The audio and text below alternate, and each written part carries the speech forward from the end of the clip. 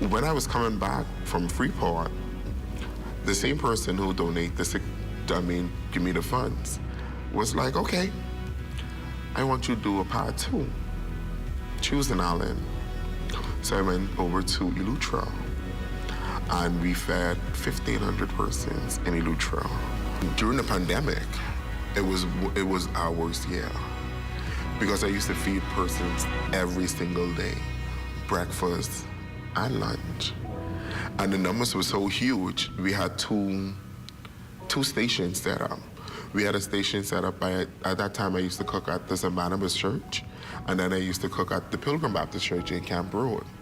And then also I had persons inside their vehicles driving through the streets of Nassau giving out food to persons.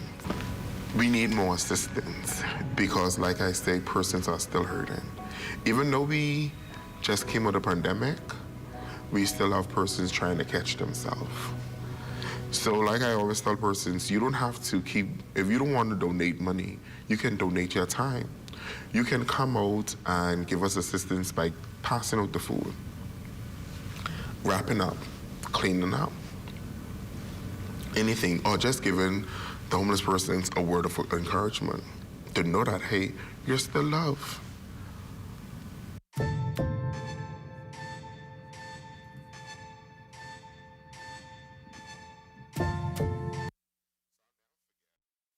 At the Broadcasting Corporation of the Bahamas, I'm Clint Watson, and this is ZNS.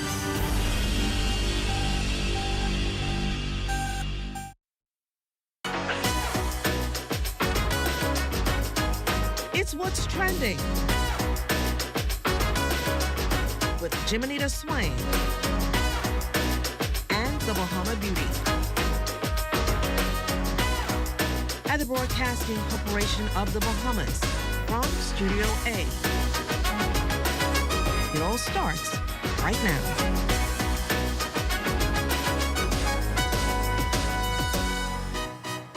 Hey everyone, it's Tuesday, October 21st, and you're watching What's Trending. I'm Jiminita Swain, and tonight we've got the latest news, and yes, we're diving into the serious conversations that matter. So buckle up, get ready, and let's jump straight into What's Trending. A cancer diagnosis changes everything, body, mind, and spirit. Today on Style for Strength, we're diving into how to mentally gear up for the fight ahead. Because the battle may be in the body, but it starts in the mind. Plus, what if the ocean could speak? Islands of the Soul gives it a voice. More than just art, it's an experience. Step into the heart of the islands and let the colors, waves, and energy tell their story in this week's Culture in Color. And lastly, we're taking you beyond the borders and around the world in minutes. Trend Tracker is coming up later in the show. More stories and conversations coming right up after this. Stay with us.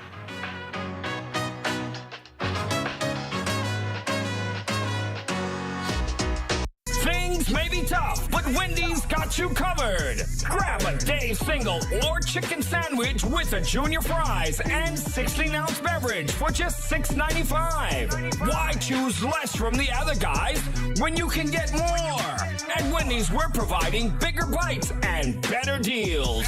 So purchase your Tings Tough Value Meal today. Now available at all locations excluding the airport and food truck. As an athlete, I've learned that success isn't built on extras. It's built on the essentials. Strength, discipline, smart choices. That's why I'm proud to partner with Bahama Health to introduce Essential 300. A comprehensive health insurance plan that's all about covering what truly matters. Essential 300 is Bahama Health's most affordable major medical plan for groups and individuals. It offers access to a specialized network of care with essential benefits like preventative services, because real strength starts with staying healthy. You may not be training for a race, but everyone deserves strong and affordable coverage with Essential 300. With Bahama Health, you can feel good about your health plan and protect what truly matters, your health. For more information, call 396-1350 or visit www.bahamahealth.com. For every shape-up, after-school activity, unplanned home repair, and other day-to-day spending, there's SandDollar. SandDollar is a convenient way to send and receive money instantly. SandDollar is easy to use. It's safe and secure. Just like physical cash, SandDollar is issued by the Central Bank of the Bahamas. And best of all, there are no fees for individuals to send or receive funds. Download a SandDollar-enabled digital wallet and enjoy the benefits of the digital Bahamian dollar. Spend it locally. Transfer it to and from a local bank account or convert it to and from physical cash. Learn more at www.sanddollar.bs.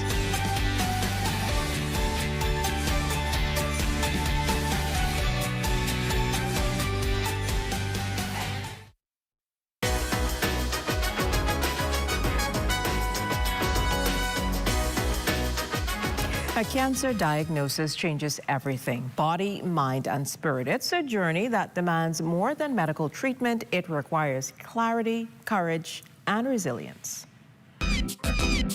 Styled for Strength, presented by Bahari. On Style for Strength, we're joined by clinical psychologist Dr. Stephanie Hutchison, who specializes in helping individuals prepare mentally and emotionally for the fight ahead. Because the fight may be in the body, but it starts in the mind. Welcome, Dr. Hutchison. Thank you for having me. So great to have you here with us today. So when someone first receives a cancer diagnosis, what typically happens in their mental and emotional states? I can wear two hats with this, my own experience, but also experiences of others. And I don't think it's necessarily a one-size-fits-all, because there's some people who may have an early diagnosis, and then there's some people who may have a later diagnosis, and I think the dynamics of that may be a bit different, or someone who has a recurrence, and so you have the dynamics of that being different. But I think one of the primary experiences you have, sometimes it's just shock. Like, this cannot be happening. Are you sure you got the test right? Can you look at that again? So I think the shock of it, the numbness of it, sometimes people can even descend into uncontrollable distress, because when we hear cancer, we think death. There's a lot more that we know now in terms of early diagnosis, being able to extend life, and so many more treatments are available. But I think about my own experience, I've had cancer twice, diagnosed with cancer twice. The first time, shock, shut down, had to reboot the computer. That's how I like to think of it. The second time, also, I found it distressing, and I found that I taped myself the second time, so I was able to go back and listen to what my emotional reaction was. And it was very tearful and very scary, because I didn't want to go through it again. So you don't want to go through it the first time, and you definitely don't want to go through it again. Wow, so having gone through it twice, as you mentioned, what's the first thing you encourage people to do mentally to ground themselves after a diagnosis? It was helpful for me to meet with my medical team. What's the game plan? What are we going to do? And for both, I remember my physician team telling me, let's deal with this aggressively, and let's try to schedule the appointments as fast as possible in terms of, combating the illness. And so that was like the first assault in terms of dealing with the cancer diagnosis. And then very quickly, I marshaled my team, call them my tribe. That's my family and my friends, my support group, because this is something you don't want to go through alone. I know some people think of themselves as very private, and they may not want to share, but I don't think this is an experience that you can go through alone. Your tribe or team might be small, or it may be large, but you need those people to emotionally strengthen you and get your back, but you also practically, they can be ears and eyes in your appointments. Right. When I went to with my second diagnosis, I had 5 people in the room with the doctor. So what I missed and what I didn't record, they caught. Questions that I couldn't think about, they were able to think about.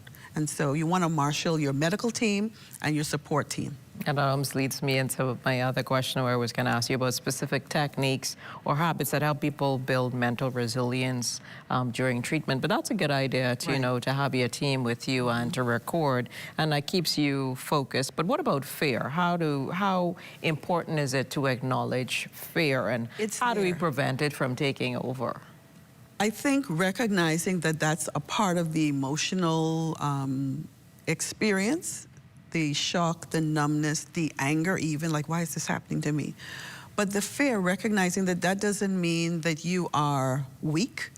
It's a natural response to a potentially life-threatening and life-limiting illness.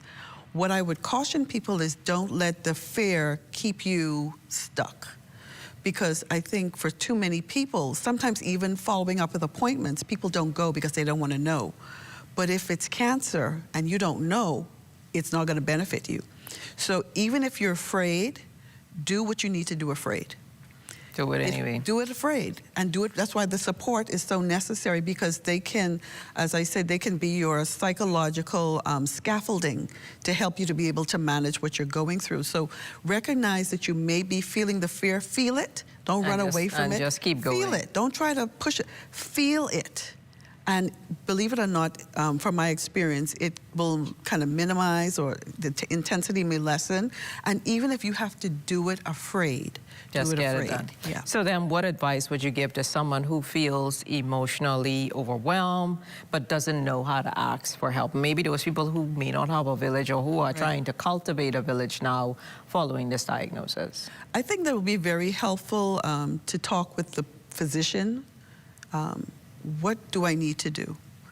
And it may also mean that the person may have to kind of push themselves a little more to let someone know, so that you can have the other brain, the other mind, the other person helping you to navigate the experience. I think that will be helpful in terms of just reaching out to someone. The support groups that we have here, the Sister Breast Cancer Support Group, they are excellent in terms of walking with you through your experience if you don't have your village. They will be your village. Makes a lot of sense. And also, as a professional psychologist, sometimes you need that professional help. Yes. Because it can be overwhelming to the extent that those who support you may not know what to do. And so sometimes you may need professional support. I did. Makes a lot of sense. So our segment now is called Style for Strength. How do you define strength in the context of a cancer journey? I would define it as recognizing your vulnerability, but still showing up and still persevering and pressing through what you're going through. That's how I would define it. And what does mental recovery then look like in terms of after, when treatment ends? Is the emotional healing process often overlooked, do you think? No, it's overlooked. I think it's even overlooked during treatment, because I was fortunate in that when I went through first and second diagnosis, that I was in an environment where there were psychoeducational and support programs as a part of the oncology clinic. Okay. And so I even went to chemotherapy class to kind of prepare me for what was going to happen. And those were people with all kinds of cancer diagnoses. They had support groups. They had education groups so that you could know about nutrition, your medication, what would be happening. And so I think those features are really important in terms of helping you navigate the experience. Just don't do it alone. Don't do it Make alone. it happen. The village is important. Right. Thank you You're so welcome. much, Dr. Hutchison. This was Good such to a be here. pleasure chatting with you today, for reminding us that strength starts in the mind. It's also about support, courage, and how we face each new day. Absolutely. So definitely, I appreciate this conversation in particular with you today. Thank you so much. And now, from strength within to the spirit of the canvas. Coming up next on our Culture in Color segment, we're featuring a local painter who's just opened a stunning new exhibition called Islands of the Soul, where the ocean meets the spirit. Don't go anyway. That's next. If you would like to be a part of What's Trending, DM us on Instagram at What's Trending on ZNS.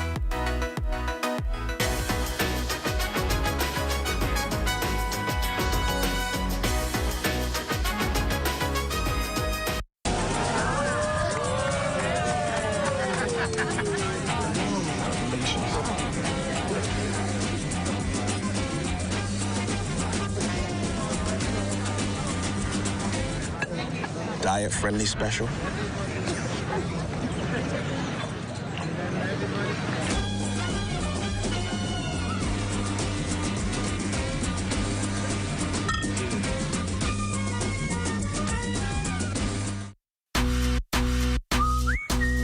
Honey barbecue, sweet and spicy, all new. Signature hot wings. What's your flavor?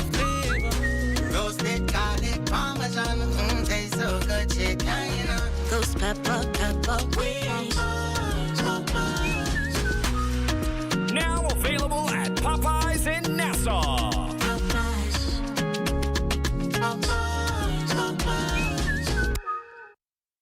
Your home is your sanctuary. The last thing you need to worry about is rodents. Once they enter your property, they can be tough to get out. If you're concerned about rodents, call Rent-A-Kill Initial. We offer the latest, most effective treatment for safe, fast, and long-lasting results. From prevention to elimination, our integrated approach guarantees protection. For rodent control you can trust, there's only one name in the Bahamas. Rent-A-Kill Initial.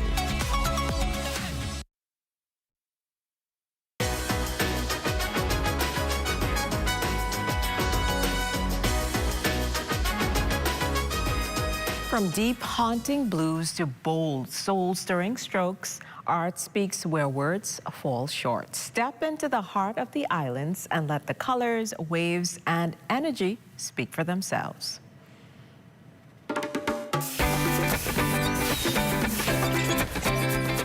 Culture and Color, presented by Dungaluk Studios Art Gallery.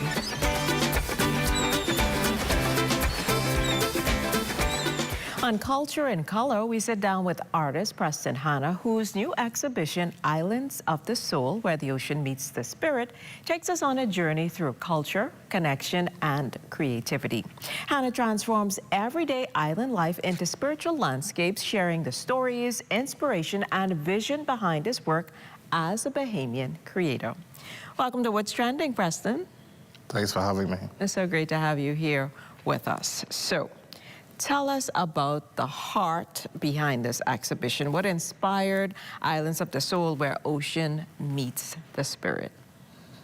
Okay, so this exhibition is a continuation of the work I've been doing for over years. This is me coming back to the Bahamas. So I've been away to London, studying at the Royal Drawing School. So I learned a lot of new techniques. And these are some of the things I want to portray in this exhibition. That sounds very, very nice. So the title alone feels a little bit poetic. So what does Where Ocean Meets the Spirit mean to you personally? So basically is how, with island life, like how living on the island, how the water being around us, close proximity, how it influences our day-to-day lives. And, you know, pretty much giving us this awesome canvas of so much beautiful colors and how it affects us day to day. Oh, that's fair enough. So what message or themes do you hope people feel or walk away with after seeing this collection? So after this, I really want people to have a greater appreciation for being in the Bahamas. We have so much to be, you know, thankful for. I think, you know, going away to another country and not seeing what I'm used to, all the blue skies and the beautiful waters, is quite different. So it gave me an even greater appreciation to what we have here. Now, you talked about, you know, going off, expanding on your skills. What in some of the pieces that are exhibited, what will we see that'll be different from the Preston that we knew before this expansion in knowledge? So with this exhibition, it gives you, I guess, a more inside feel of some of the experiences I've had in my past. There's a piece in particular where you see a boy shooting marbles. You know, I was a marble champion. You know, I don't like to brag, but you know, I was pretty good. I was pretty good back in the day. So it's memories like that. You know, people would have an appreciation for, and it's something that, you know, would really touch the soul. So how does your environment, that is the ocean, island life, local culture, influence your artistic expression? Because I know you do a lot of like portraits and they're often vibrant, but in this particular one, you're really trying to connect with that island theme, feel. So again, being away, you know, when you want fresh fish, you're not going to the water to get that, you know. You got to go to the market. You got to go to the market.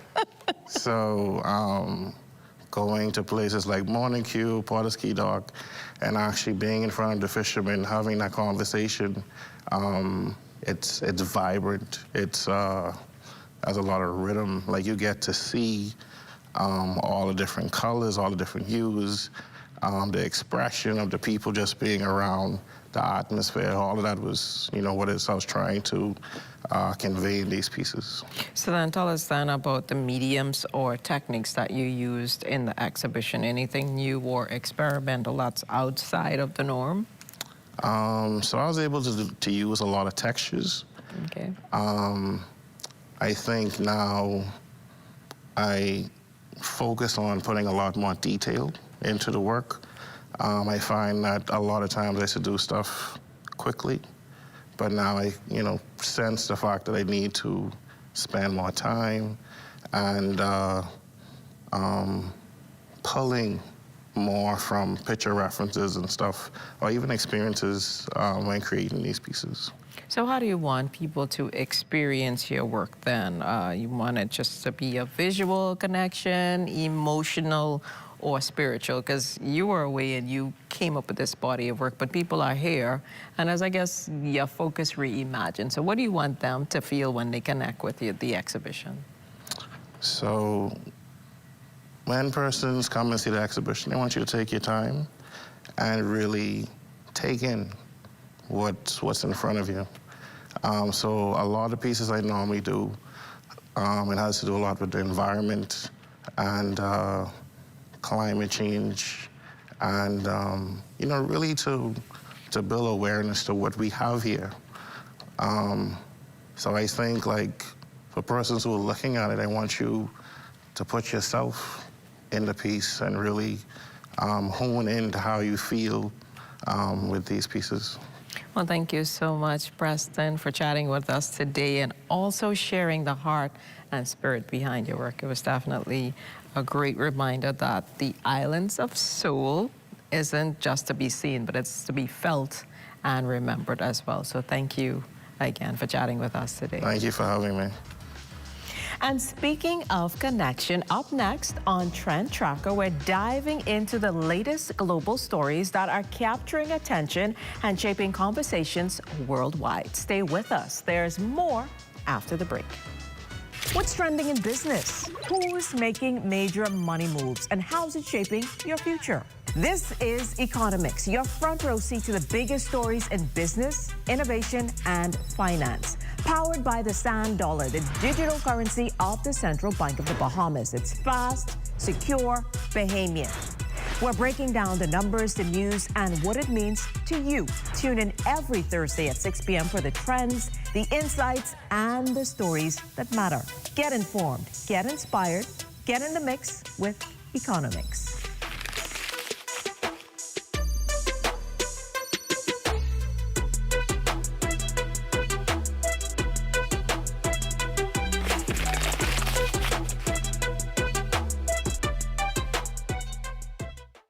Tired of looking at the same old kitchen? Step 1. Our talented recommended designer, Mark, crafts a custom design just for you.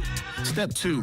Once your design is ready, CBS Bahamas makes ordering effortless. Your dream kitchen is within reach. Step 3. Our recommended installers bring your vision to life, ensuring every detail is perfectly in place. Sit back and relax as your dream space becomes a reality. Visit cbsbahamas.com and start bringing your home improvement dreams to life today. Bang ding.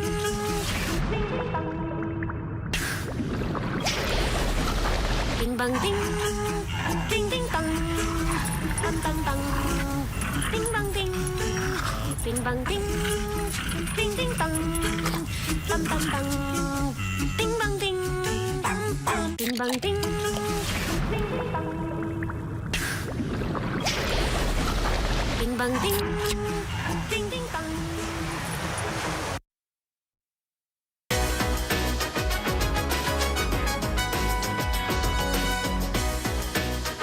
Buckle up. We're taking you around the world in minutes. The stories making waves across the globe are all right here. Let's see what's trending in Trend Tracker.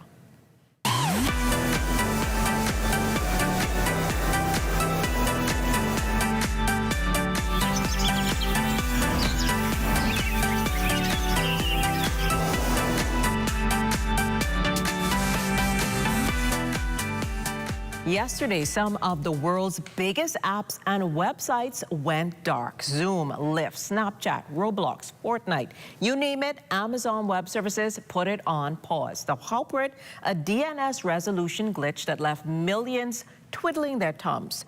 Downs Detector reported 6.5 million outages alerts. Even Venmo, Coinbase, and Amazon's online shop went dark for a bit. Amazon says the issue is fixed, but some users are still feeling the aftershock. Stay tuned. We'll keep track of who's back online and who's still hitting refresh, from online outages to political upsets. While the world was waiting for Wi-Fi, Bolivia was waiting for change. Bolivia just hit the reset button. Rodrigo Paz will be the country's next president, ending nearly 20 years of mass party rule. Paz and his running mate, ex-cop Edmund Lara, won over voters fed up with soaring inflation, fuel shortages, and economic chaos. Celebrations erupted in La Paz, fireworks, honking cars, and chants of the people united will never be defeated. Paz promises gradual economic reforms, ending the fixed exchange rate, phasing out fuel subsidies, and trimming public spending, all while trying to avoid sparking protests. With an economy in shambles and youthful viral TikTok star by his side, Paz takes office on November 8th. Bolivia's in for a bumpy, exciting ride from South America to the United Kingdom. Change is in the air, and this time it's royal. In a surprising move, Prince Andrew is stepping back from his royal duties and giving up his Royal Highness title. This comes after years of controversy surrounding the Duke of York, and he says he doesn't want to be, quote, be a burden on the royal family. Now, while he'll still be a prince, Andrew will no longer use his HRH style or carry out official royal duties. In other words, he is still family, but he is dropping the formal fanfare. The move marks another chapter in the royal family's efforts to move past the controversy, and it's certainly making headlines around the world. Now, speaking of all around the world, Halloween is just around the corner, and we've got two movies guaranteed to keep you on the edge of your seat or hiding behind your couch. First up, Weapons, a twisted, mind-bending horror thriller where multiple stories collide in the most disturbing ways. If you like dark, complex tales that keep you guessing, this one's for you. Catch it on HBO Max starting October 24th.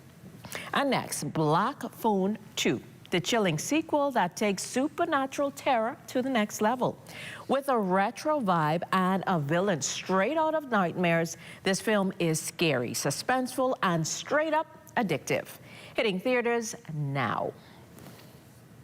Well, that's been your Trend Tracker. Stay with us.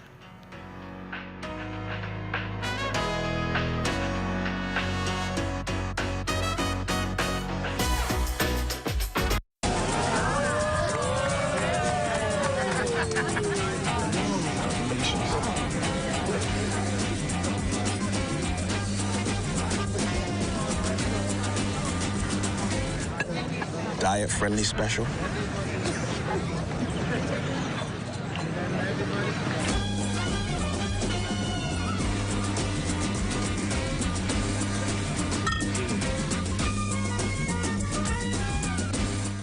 The internet isn't just for surfing. There's a sea of shoppers buying online, and you can connect with them on Tingsy. Tingsy is the SBDC's online storefront built for Bahamians. Take your business to the next level by selling to customers online, both at home and around the world. People want Bahamian things, and if you got things to sell, sell on Tingsy. Find out how you can connect with a sea of buyers by visiting TingsyBahamas.com.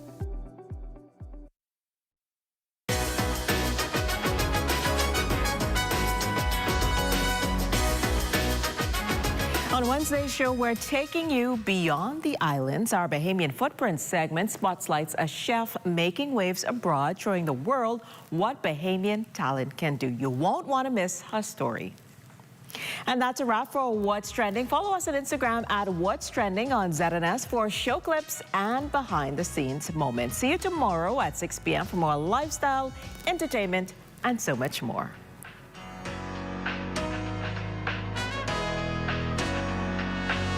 At the Broadcasting Corporation of the Bahamas, I'm Clint Watson, and this is ZNS.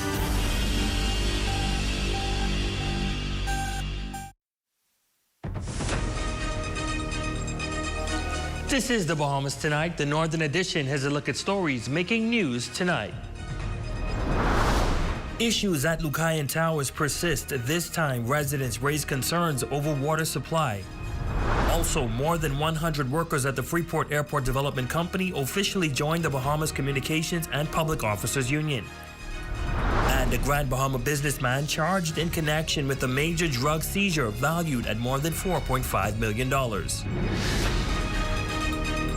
The Bahamas Tonight Northern Edition starts now.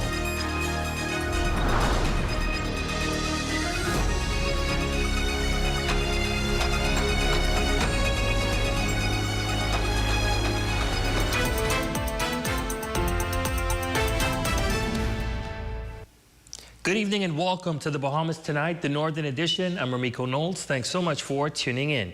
Topping news tonight, residents at a popular Grand Bahama condominium faced water disconnection following a years-long legal battle over unpaid utility bills. ZNS News has confirmed the disconnection happened last Friday, and residents say they've had enough. Our report tonight explains what behind the shutoff and Lucayan Towers South. Shalia Roll joins us live now with the breakdown. Shalia. Ramiko, tensions are rising at Lucayan Towers South just weeks after a piece of balcony allegedly fell from one of the units. Residents are now facing a new crisis: no running water. ZNS News has confirmed that water was disconnected on Friday by the Grand Bahama Utility Company, reportedly due to an outstanding balance in the hundreds of thousands of dollars, a debt tied to unpaid water and sewage fees dating back more than a decade.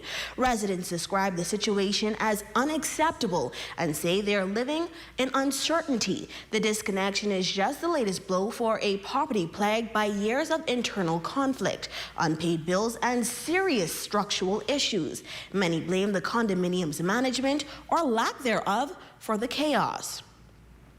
In fact, last year, the Grand Bahama Port Authority revoked the building's occupancy certificate over ongoing safety and maintenance failures. Some residents tell ZNS News that water services has since been restored, but worry that relief may be short-lived. This all comes on the heels of a Supreme Court ruling earlier this year, which confirmed that the Lucayan Towers South Condominium Association owes more than $427,000 to the utility company. That ruling, handed down in March by Justice Lorraine Klein, granted the association a 6-month stay temporarily preventing disconnection, but that grace period expired in late September. Now, it seems the utility company is moving to collect. While the association has admitted the debt, it continues to dispute the charges, calling them arbitrary and unreasonable. They also point to the alleged financial mismanagement by a previous board as a key reason for the mounting arrears. Justice Klein stopped short of siding fully with either party, but ruled that association had indeed received services and must pay for them. So far, the Grand Bahama Utility Company has not issued a public statement, and efforts to reach the Port Authority for comment have been unsuccessful. ZNS News will continue to follow this developing story. Once again, while the water has been reconnected, residents question if or when it could be possible to be disconnected again. Live in studio with the latest, I'm Shalia Roll. Back to you, Miko. Thanks so much, Shalia. Well, in a major show of solidarity, more than 100 line staff workers at the Freeport Airport Development Company have officially joined the Bahamas Communications and Public Officers Union. The move marks the first recorded instance of union representation at the company since 2022. The BCPOU president says that she's eager to begin representing the employees' interests. Last week, we would have gotten recognition for the staff at Freeport Airport Development Company. The Bahamas Communications and Public Officers Union has expanded its membership base, this time welcoming over 100 employees of the Freeport Airport Development Company. Union President Sherry Benjamin says the process began after a number of workers reached out to the union, expressing their desire for representation and greater workplace protection. We didn't get any major complaints to say that they were being ill-treated or anything like that, but they felt like their treatment could be better. Everybody else around them are getting raises. Everybody has an industrial agreement, and they didn't have it. And they wanted that. They wanted to know that we have an entity that is going to negotiate benefits on our behalf. Workers at the Grand Bahama International Airport were previously represented by the Grand Bahama Port Authority Workers Union, but that agreement was dissolved following the airport's sale to the government in 2021. Since the establishment of the Freeport Airport Development Company in 2022, employees have been without union representation. The BCPOU president says discussions are already underway with management to begin negotiating an industrial agreement, one that will ensure the needs and concerns of airport workers are properly addressed. We don't want anyone, any management to feel like we want to be their enemy. We want to be your partner, and we want to work together with you, not against you. Okay. But the challenge comes in when management wants to take advantage of employees and want to disrespect the position that the union holds. It's a reflection of shifting labor dynamics as more Bahamian employees push for improved wages, workplace protections, and a stronger voice at the bargaining table. Now we have the Freeport Airport Development Company. We have also applied for recognition for the disaster risk management. And then we've also applied for recognition for Clifton Heritage. And all of these entities, persons from all of these entities would have reached out to me and asked for me to be their voice. Still on news from the union, Bahamas Communications and Public Officers Union President Sherry Benjamin is expressing satisfaction with what she describes as the government's union-friendly stance. The statement comes following a recent meeting with the nation's leader where key labor matters and ongoing industrial concerns were discussed. Benjamin says the administration has demonstrated a willingness to engage openly with union leaders, fostering an atmosphere of respect and collaboration that benefits workers across the country. Our Prime Minister has often spoke about being union-friendly, and we do believe that his government is union-friendly. Definitely the Minister of Labour, she has been a friend of the union. The Prime Minister has been a friend of the union. However, as I would have communicated to him in our meeting yesterday, he and his government may be friends of union-friendly, but some of the persons in these entities that represent him are not union-friendly. And so they give us a hard time when we send in for recognition as bargaining agents. Heading into news from the education beat, as students settle into their routines at Holmes Rock Junior High, some children in 8 Mile Rock are still on the outside looking in. Now a grassroots effort is underway to reconnect them with their education and their future. At Holmes Rock Junior High, one of several schools in the 8 Mile Rock community, there is space for 250 students, but not every seat is filled. Educators say too many children are still out of school and too many are being seen out on the streets during class hours. We have found some students in reference to the financial hardship, but what we have promised the parents is that we will provide the lunches because the ministry has a lunch program. What we want to pioneer on stream is the breakfast program so that at least the children can have 2 meals per day. The school is relying on its Parent-Teacher Association and its president, a local business owner and pastor who's taken the mission personally. One young man in particular stood out to me, and I made sure he received the help he needed. But he stood out to me, moving back and forth throughout the community. I would see him moving about, and I asked him, you know, how can I help to get you in school? And he indicated that he needed uniform and supplies.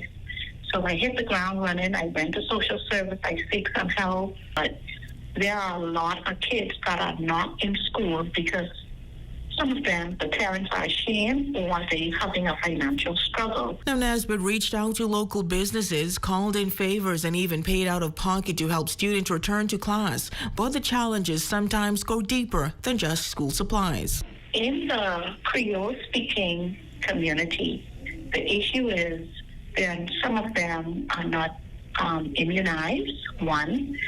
Some of them, the parent cannot speak English, so they don't have that help to go and sign the kids up. For PTA President Nesbitt, the work is personal. As a mother, she knows how important it is to keep kids on track and in the classroom. And as the school's principal explains, that mission is rooted in national education policy. The policy of the ministry is that no child will be left behind. So even if that child comes in late December, we will accept them. Now, Nesbitt and other community leaders say it's going to take more than just donations. They're calling for stronger tracking systems, better communication, and a network of support that spans the entire 8 Maroc area. For the Bahamas Tonight, the Northern Edition, I'm Raven Davis. Thanks, Raven. Well, from the health beat, given the recent rise in popularity of vapes among adults, adolescents have been reportedly found in possession of the devices, with health issues emerging as a major topic of discussion surrounding the trend. Much to the concern of health professionals, our Matthew Martinborough shares more details in this report.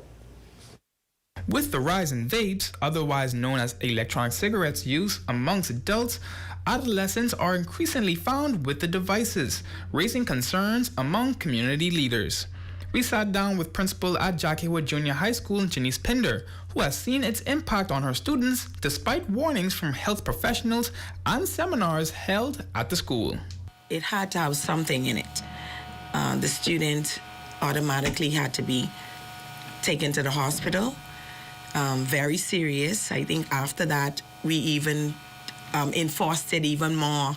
And that's serious. That young man was in the hospital for a long time. Addressing the rise of youth vaping is Dr. Stacey Bevins, a family doctor at Sunrise Medical Center, who points to social media advertising as a major driver of teen vape use. Social media has more persons out there displaying or advertising it as being a trend or just more attractive in that to the younger persons. Bevins also warns of vaping-related respiratory issues, from asthma to long-term conditions like popcorn lung, and urges community efforts to educate youth on its dangers. Short-term effects can include throat or lung irritation. You have coughing, shortness of breath, and chest pain. Some can have elevated blood pressure and heart rate.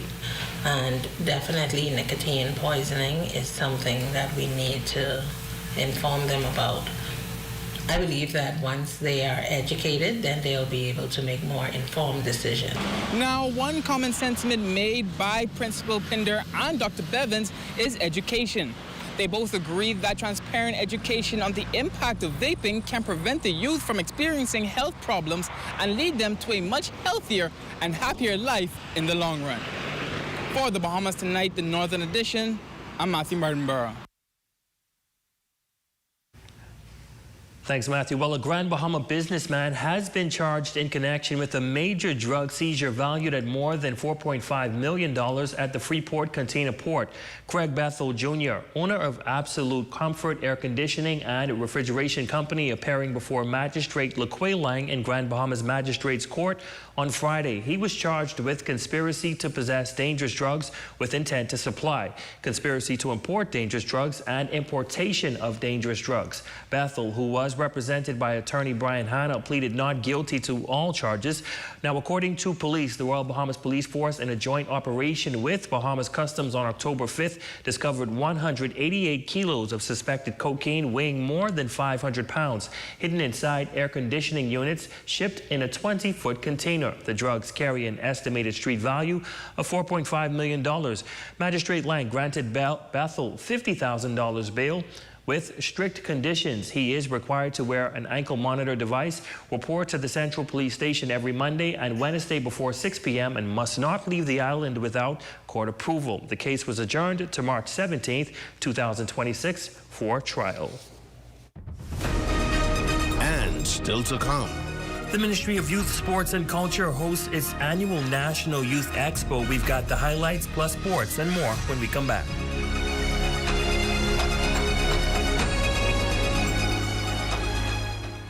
Imagine a world where every brand knows your name and every store awaits your arrival.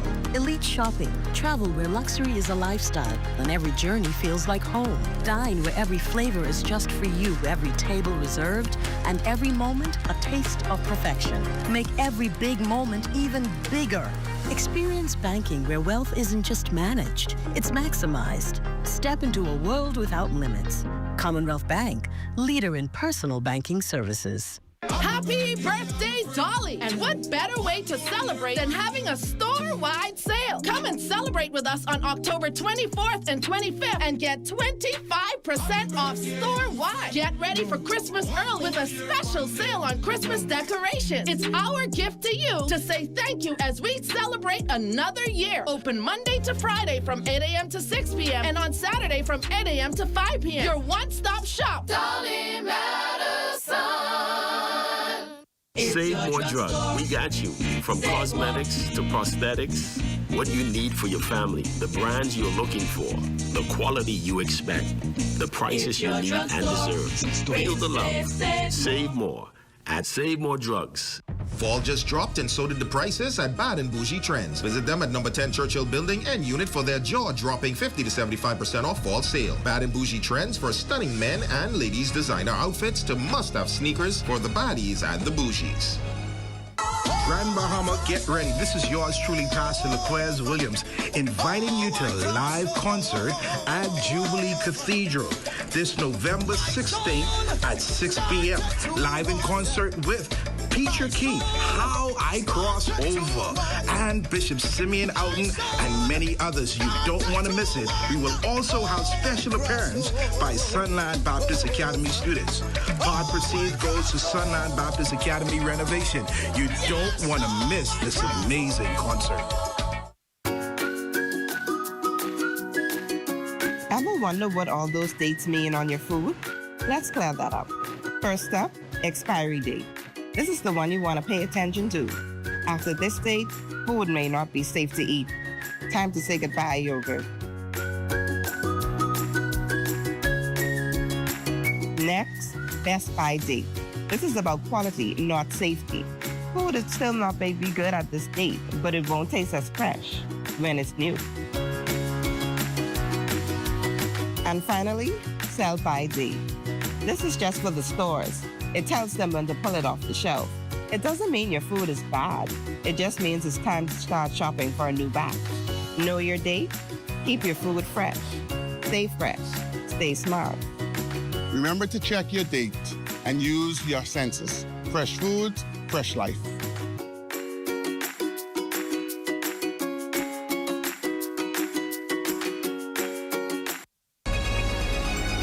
Your number one team in the North. Only the sun covers the Bahamas better.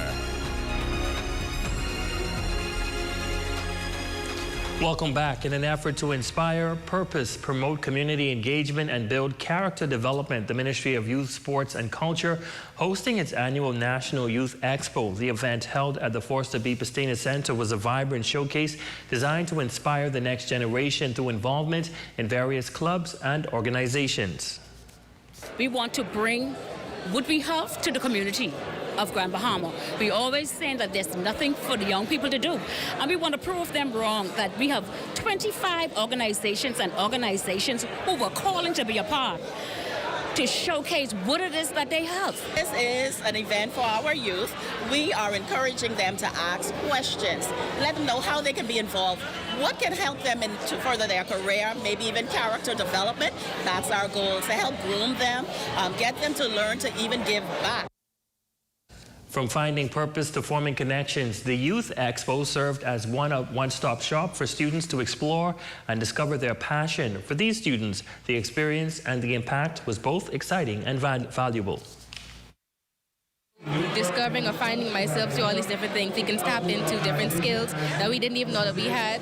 This expo is a way that the youth can unlock their voices and really reach out to their communities and join different groups and really get involved. This event will impact many students here by giving them an opportunity to play different sports and stuff like that, giving them an opportunity to express themselves and just be able to go out in the community and do something productive. The clubs I joined were Anti-Bullying, the BDC Pass and Score, the Red Cross.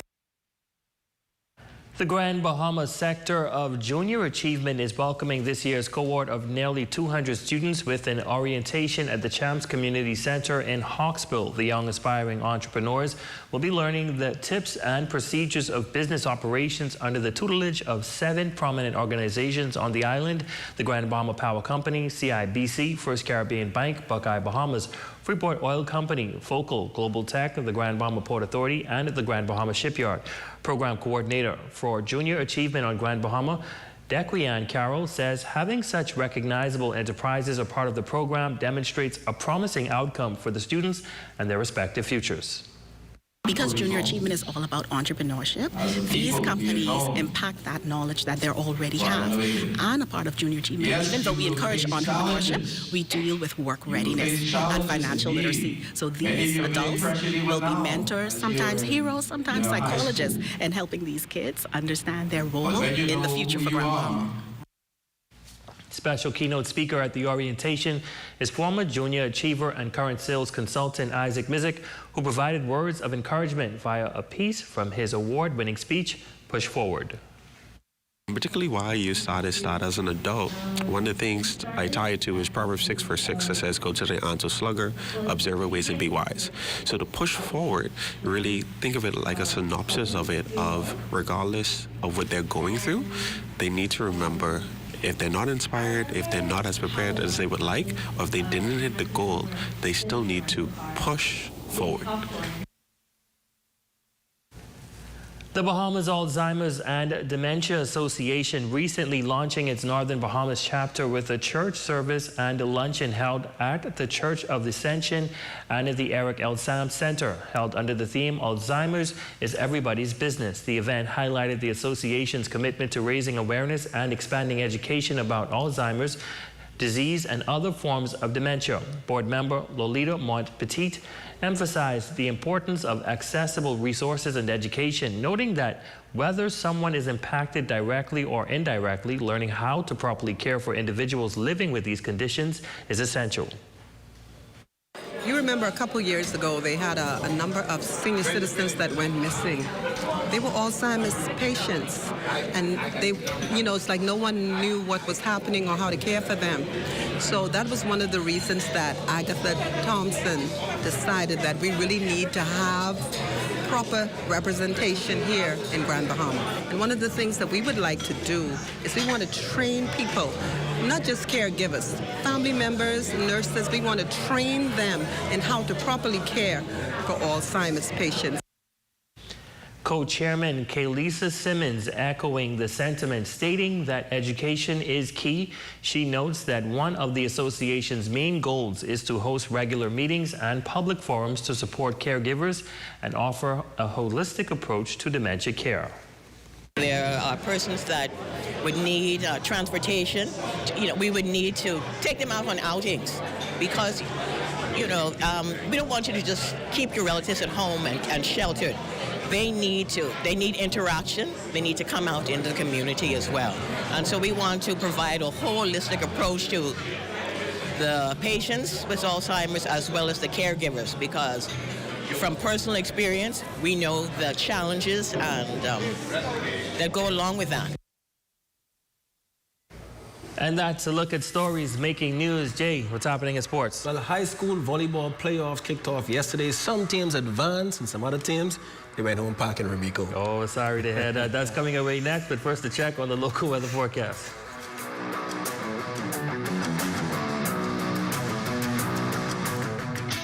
The forecast is brought to you by Royal Star Assurance. Cause it's so beautiful.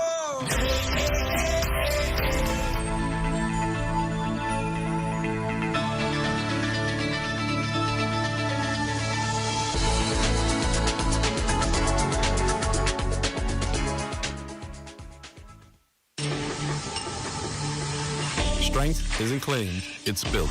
At Heroic Concrete, every block is made with purpose. Crafted to protect, poured to endure. From ready mix to premium 8-inch blocks, we supply the strength our nation needs. Proudly made in Grand Bahama, built for hurricanes, built for legacy. Creating products to bring value to our lives and strength to our future. Call 820-4376 or email sales@heroicgrouplimited.com. Hey, what are you doing? I'm self-insuring my investments, starting with this tarp. We all remember the blue tarps after the storm. Let's make sure that we are covered with more than a tarp. Don't allow your investment to be at risk. Protect your investment with one of our insurance policies. Nobody does it better. Do you want to find relief from common health concerns such as headaches, back pain, chronic inflammation, and more? How about improved sleep, boost energy, and improve overall well-being? Check out RA Balance Bahamas and get your body into balance with biomagnetic therapy. For all our social links, contacts, or to request an appointment, visit rabalancebahamas.com. At Save More Drugs, we got you. We got what you want. We got what you need. We got what you came for. The quality you expect. The prices you need and deserve. Save more at Save More Drugs.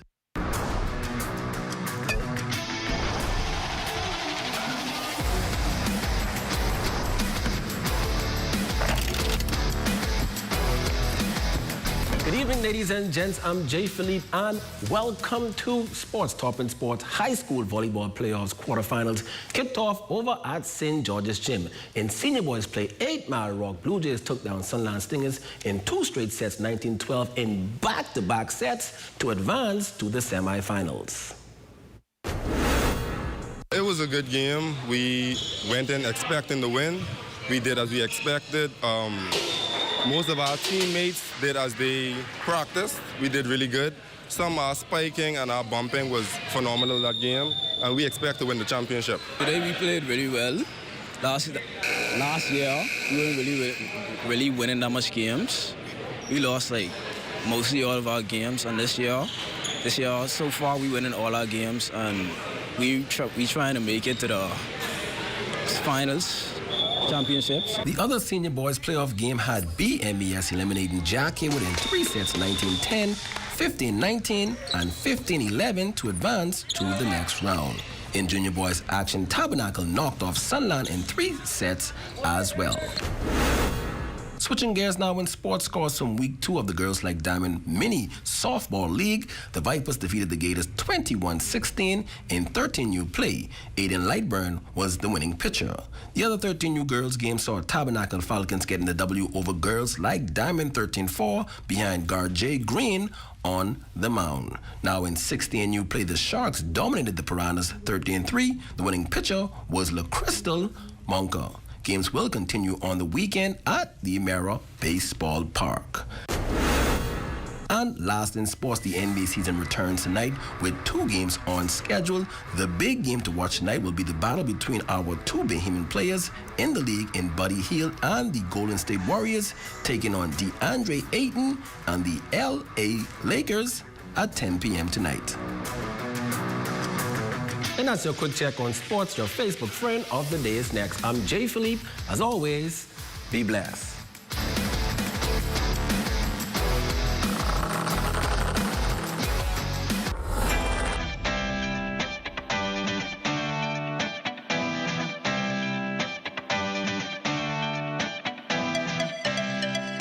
Save more drugs, from cosmetics to prosthetics. What you need for your family, the brands you're looking for, the quality you expect, vitamins you need, and prescriptions you came for.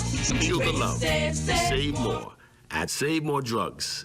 In the Bahamas, we're connected by more than just our islands. Now we're connected by Sand Dollar. It moves with you across many digital wallets. It doesn't matter if you use Bank of the Bahamas, Cash and Go, Island Pay, Canoe, Mobile Assist, Money Max, Suncash, or Omni. Sand Dollar, one currency and many wallets. It's inclusive, convenient, secure, and uniquely Bahamian. Embrace the future. Available for everyone on all Bahamian digital wallet apps.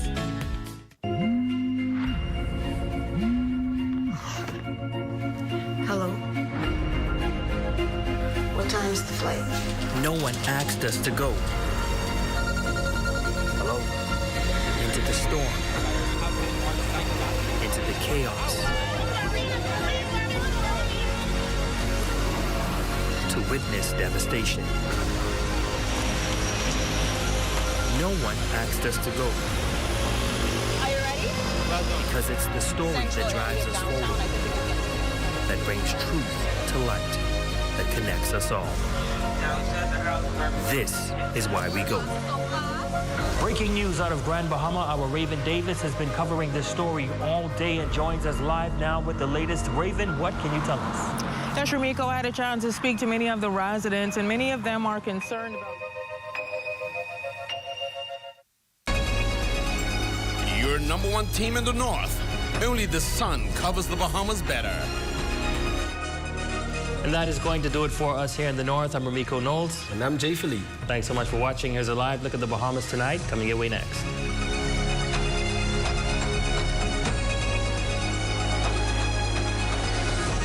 ZNS News is brought to you by the new BTC.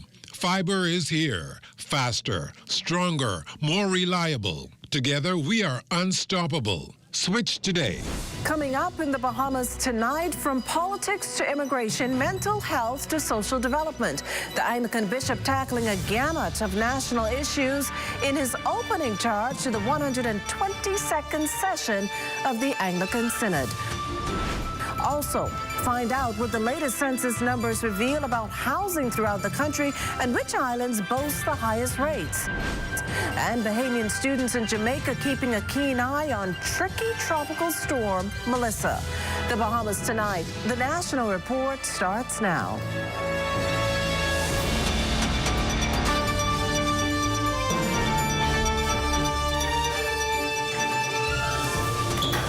Good evening, everyone, and welcome to the broadcast. Political parties not waiting for the Prime Minister to announce the date of the Golden Isles by-election to kick their campaigns into high gear. They've already descended on that constituency, and tonight our Corval Pyfrom is in Southwest New Providence to show us how it's all going. Corval?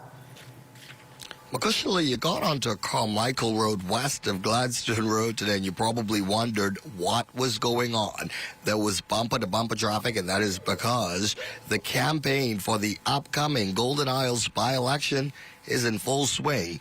Last Thursday, this candidate, who at one time, before becoming a candidate, was normally just a very quiet, low-profile type of person in his blue suit, and now he's in his street clothes. Yep. I guess you're running. Yes, I am. Senator Darren Pigstock. Good. You're on the ground tonight. How on are the things? ground. We're on the ground. Things are going wonderful.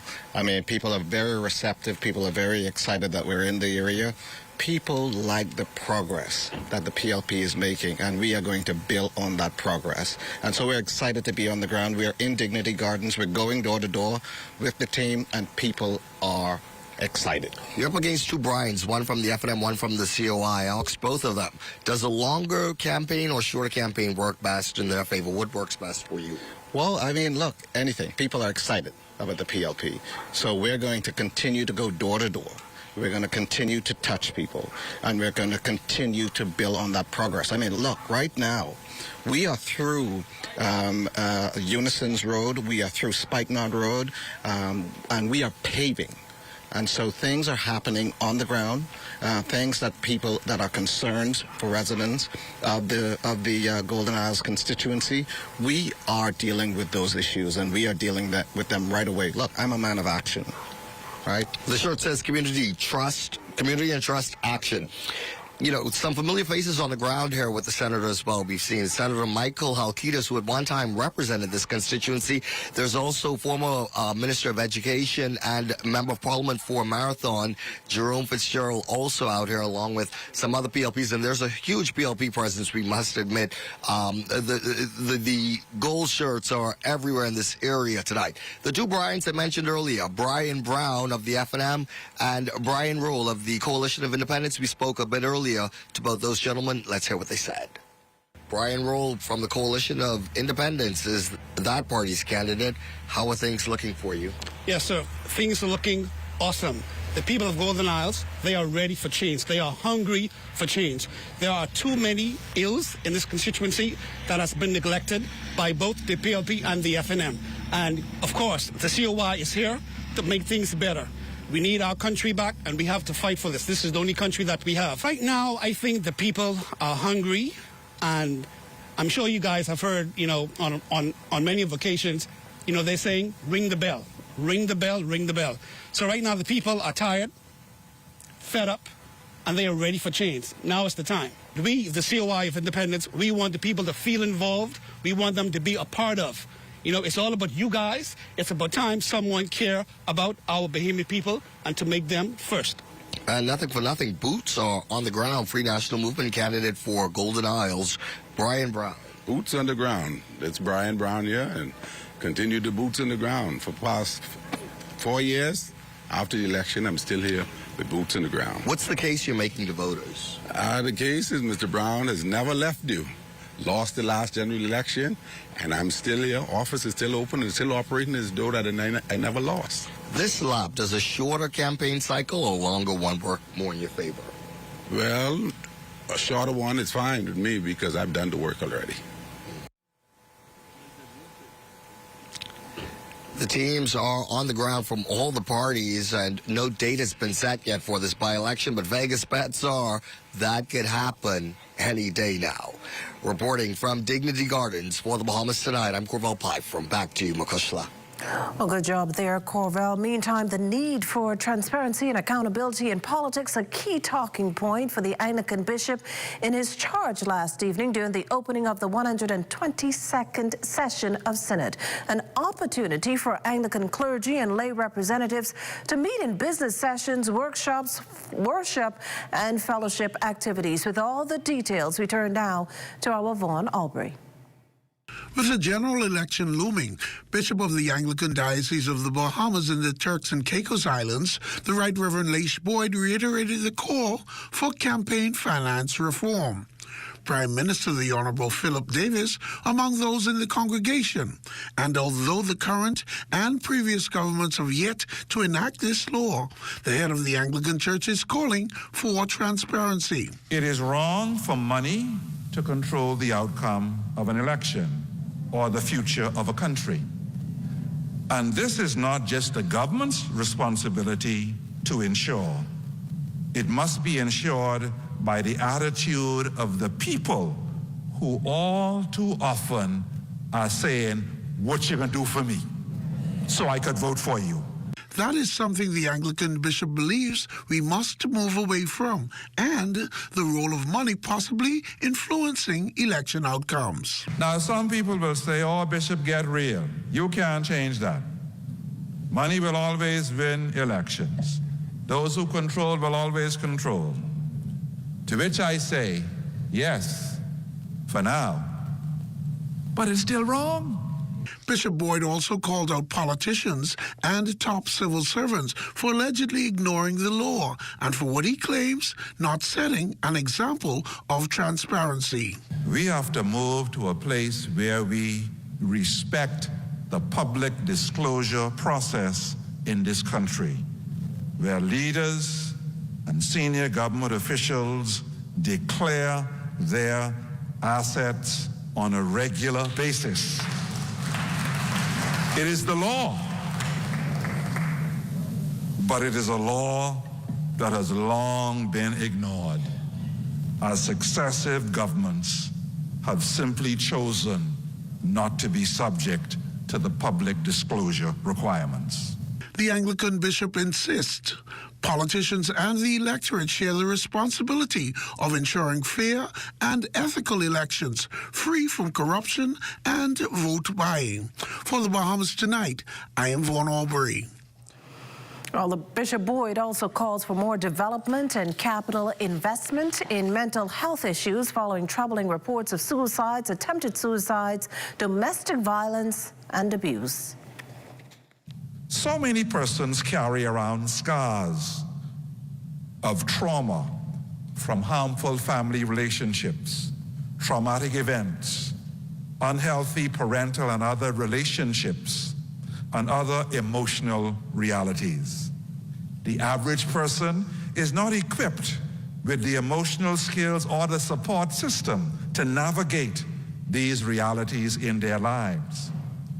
This can lead to toxic interpersonal relationships, poor coping, particularly when it comes to the closest relationships, spouses, significant other, parent-child, or sibling relationships. In related news, some 60 social workers from here in New Providence who are on the ground working with domestic violence victims today participated in a seminar at the Department of Social Services. The workshop focusing on helping healthcare professionals get a better understanding of domestic violence and what responses are necessary to combat it. And this is Acting Director at the Department of Social Services, Deidre Hepburn, and Assistant Director Wendy Clark say they're seeing an uptick in these abusive behaviors, which includes sexual or physical violence, psychological aggression, and even stalking. It's my understanding that it is increasing, and as a result of that, it's very important that all our partners are aware of as to how we can best address it. Everyone has to be a part of it, including family members, the police, the social workers. That is the only way we can actually combat the challenge. Domestic violence is a multifaceted thing. We can't do it by ourselves. We need the police, we need the legal, and we, to make sure the victim get all the services they need. A Defense Force lieutenant expected to be court-martialed in connection with allegations that a Marine was beaten by a senior officer and later abandoned in Inagua last year. Other Marines are also expected to be charged in relation to a matter in which an able mechanic claimed he was punched, kicked, and placed in a headlock during separate encounters on HMBS Kamalami. Defense Force Commodore Floyd Moxey confirming that a military trial is expected to take place. That able seaman, he was given his notice of intended prosecution. One of the officers was also given a notice of intended prosecution. You must realize that he is a senior lieutenant. The Defense Act states that a senior lieutenant and above must be court-martialed, and that process, the Staff Officer Legal Affairs, he's working through that. I checked the file before coming here this morning, and I saw that there are 2 or 3 other Marines that are also being charged as well. Coming up, stats back up the demand for housing. You're watching the Bahamas Tonight, the National Report. That and more in a moment. Step into a life of luxury and convenience with the Commonwealth Bank Platinum Card. From earning premium cashback rewards on every dollar spent to enjoying comprehensive travel insurance, shop with confidence, knowing your purchases are protected. Our Platinum Concierge service turns your requests into reality, wherever life takes you. Let the Commonwealth Bank Platinum Card be your passport to exceptional experiences.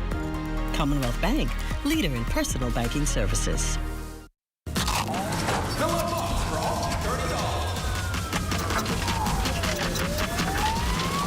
The new KFC fill-up box, serving 6 juicy pieces of chicken, 4 buttery biscuits, crispy fries to share, and 12 premium original recipe KFC nuggets, all packed into one crave-worthy box. So dig in and do whatever the crunch you want with the KFC fill-up box. Only at KFC, it's finger-licking good. While others see customers as numbers, we see our customers as people, neighbors, friends who deserve more than one-sided connections. That's why we are redefining what real connection is by prioritizing our customers and showing our appreciation by putting our money where your loyalty is. BTC customers, claim your $200 Bahamas Air gift card when you add postpaid mobile to your internet plan. That's loyalty that flows both ways. Find your future with certificate courses from the University of the West Indies. Fast and affordable, our courses give you the skills to get hired, promoted, and ahead of the game. Choose project management, supervisory management, law for human resources, business and commercial law, and even technical skills like Canva design, web design, and computer repair and networking. Register now at global.uwi.edu/Bahamas or WhatsApp 456-6687. The University of the West Indies, Global Campus, the Bahamas. Blessings gonna find me here. Honey barbecue, sweet and spicy on noon. Signature hot wings. What's your flavor? Roasted garlic parmesan, tastes so good, chicken. Those pepper wings. Now available at Popeyes in Nassau.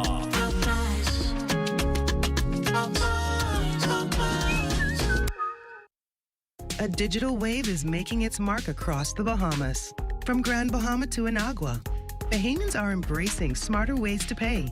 The Pay Fast, Live Digital campaign, launched by the Central Bank of the Bahamas and the Clearing Banks Association, is bringing safe, fast, and convenient payment solutions to every island, from online banking to mobile wallets. We had an incredible turnout, so it gave us an opportunity to have a conversation that they can also be a part of and appreciate. Remember, people over 60 and around 60, the fear that you talk about, we understand, and we have persons to be able to assist with that. I learned that digital banking is going to be one of the biggest ways that us as Bahamian kids will benefit in the future. It has to start somewhere, and this is a good start. We're empowering communities, one town hall at a time, for families, for businesses, for you. Let's live digital.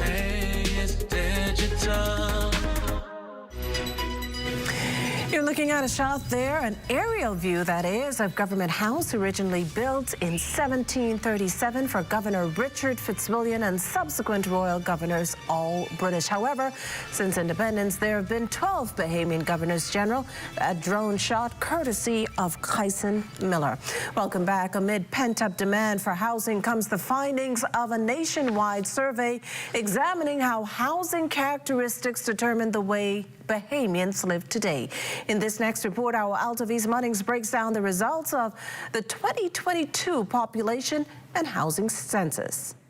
Household income, tenure, and household size, along with access to essential utilities and the internet nationwide, comprise the Bahamas National Statistical Institute's 2022 Census of Population and Housing. Now, statisticians acknowledge that the national housing profile has evolved over the past 12 years.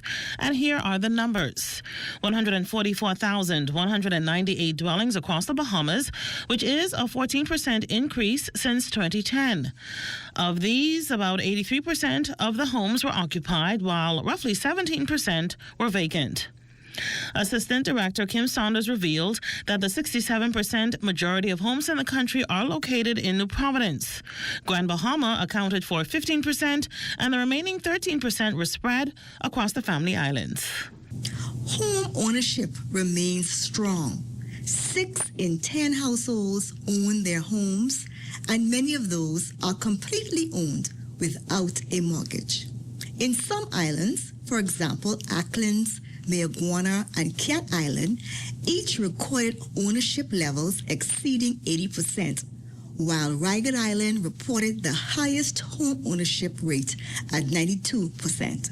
Stats show that an estimated 3 persons made up the average household size in 2022, while nearly 44% of households consisted of just 1 or 2 people. A sign that more young adults were living independently and seniors were aging at home. The survey also illustrated an improvement in living conditions. 97% use electricity for lighting. 61% were connected to public water systems, and another 30% use private piped water. Modern sanitation is nearly universal, according to the 2022 census data. Bahamas National Statistical Institute officials believe these results show a nation that is growing stronger, better connected, and more resilient. For the Bahamas Tonight, I'm Altaviz Munnings. In other news this evening, some 160 Bahamian students on storm watch over in Jamaica as the season's 13th named system churns in the Caribbean Sea, with every expectation of dumping a considerable amount of rain on that island, leaving nothing to chance. Consul General for the Bahamas to Jamaica, Alveda Knights, encouraging students to monitor the storm's projected path and pay close attention to their schools' evacuation plans. When that now is unable to meet the needs of the students, then the government's response comes in, and that's where I execute the government's response, which for hurricanes in the past has been an evacuation. The students are asked to come to the airport, we document who they are, and they're sent on a plane to their respective, they're sent back to the Bahamas, and then they go to their respective islands. Ambassador Knight, who was speaking on the sidelines of Day 3 of Diplomatic Week, also shared with us concerns Bahamians continue to face in Jamaica. Access to the renewal of their passports, that's been a difficulty because you either have to come back to the Bahamas to have it renewed. The other concern are pensioners. We have quite a few pensioners over there, and the concern is accessing their pension funds. Because if your bank card, so for example, I have some issues happening now where bank cards have expired. They can't come to the Bahamas to get the renewed bank card, so they can't access their pensions. On the parliamentary side of things, an upgrade to the Bahamas Protected Areas Fund in the works. Legislatively, that calls for an amendment to the existing bill, which, as Attorney General and Minister of Legal Affairs, Senator the Honorable Ryan Pinder explained in the upper chamber, has some restrictions. Approval of the amendment will enable the timely release of critical funds already allocated to several government agencies, which we have named, including the Forestry Unit, and support the project's broader execution. It will also facilitate the disbursement of community-based marine conservation grants. So these are grants that are available throughout the communities of our archipelago for the purposes of marine conservation. It will support blue economy programs and capacity building initiatives across our vast family of islands. Now, the push to change the law comes as small island developing states like the Bahamas hold firm to the argument that polluters take the ethical, moral, and financial responsibility of climate crisis, an aggressive position local officials took in a written submission to the International Court of Justice, or ICJ. The Bahamas is contending that states have a duty to prevent environmental harm. They have a duty, a fundamental duty. They have a duty to cooperate on climate action and respect the rights of present and future generations to a healthy environment in which to live. Now, one of the major takeaways of its advisory opinion found the ICJ agreeing this past July that polluting states are legally obligated to address climate change. Well, following our story on Monday, where the heads of the two unions representing BTC, the company issuing a statement today that reads, BTC is aware of the recent statements made by the heads of the BCPOU and the BCPMU unions regarding employee-related matters, while acknowledging and respecting the union's right to advocate on behalf of their members. BTC is encouraging continued dialogue through the appropriate and established industrial relation channels. The company remains committed, it says, to engaging constructively with union partners and other stakeholders, as the BTC believes that collaborative engagement is essential to resolving matters holistically. Their focus, it says, continues to be on ensuring a safe, respectful, and productive work environment for all employees. This portion of the news is brought to you by FoCall Smart Pass, the smart way to pay at the pump. With My Freedom 15, I always get the latest. That's a call. With My Freedom 15, I never miss the Facebook drama. With My Freedom 15, I can call my friends on the Alive network at anytime.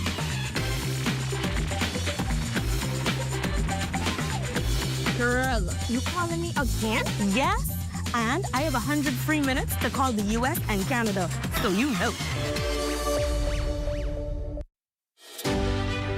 As an athlete, I've learned that success isn't built on extras. It's built on the essentials.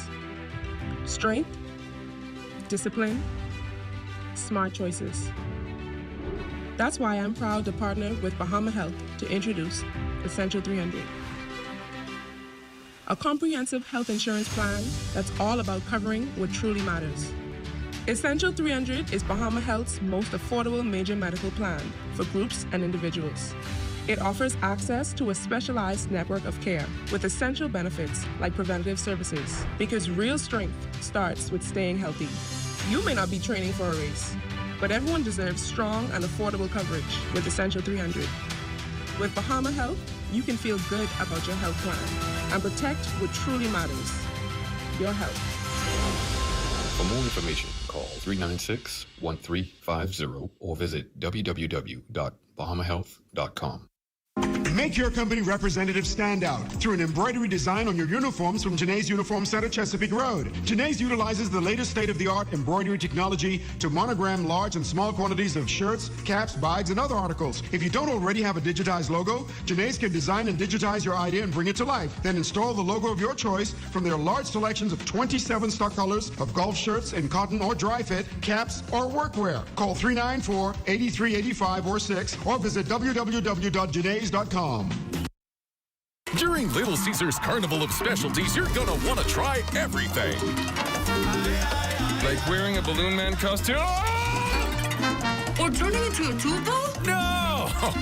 Like trying all the varieties from the Carnival of Specialties at a special price for a limited time, only at Little Caesar. For just $13 VAT inclusive, get it now at Little Caesars, Oaksfield, Carmichael Road, East Street South, Charles Saunders Highway, and Prince Charles in the One East Plaza. Pizza. Introducing the Focal Smart Pass app that helps you to fuel up faster. Here's how it works. Download the app on the App Store or get it on Google Play and create your profile with payment details. Visit your nearest Shell station, open the app, scan the pump's QR code, select your payment amount, and begin fueling. Say goodbye to cash and cards because the Focal Smart Pass offers secure and convenient payment options right at your fingertips.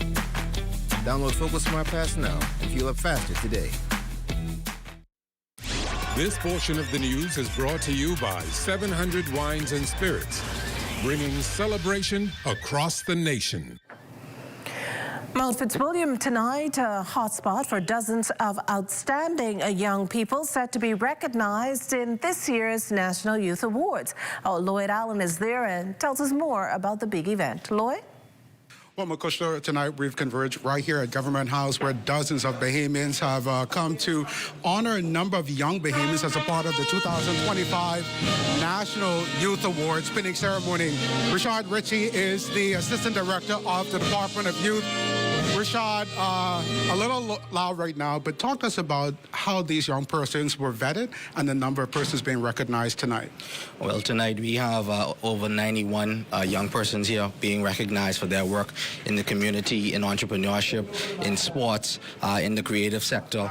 And we're here in full pomp and circumstance to recognize them for their work. It's a rigorous vetting process. They have to submit their biographies. They also have to submit evidence of their work in the community. And then their applications are reviewed by an independent body, which includes members of the National Youth Advisory Council. And so they would have went through a very rigorous process.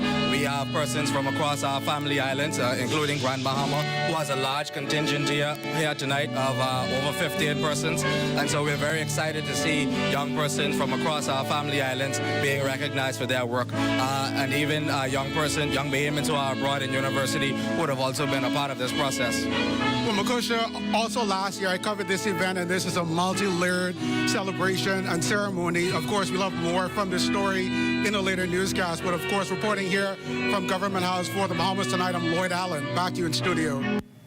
Well, thanks, Lloyd. Well, Royston and Marlena joining us live for a sneak peek of Access Now. What's coming up?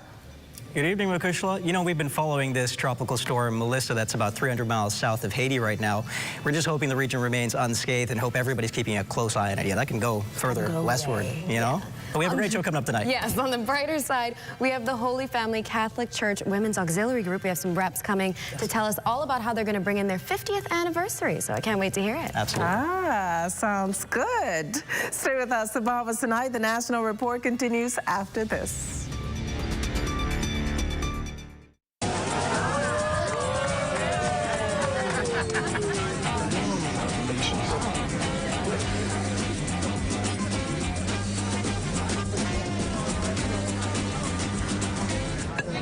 Diet-friendly special.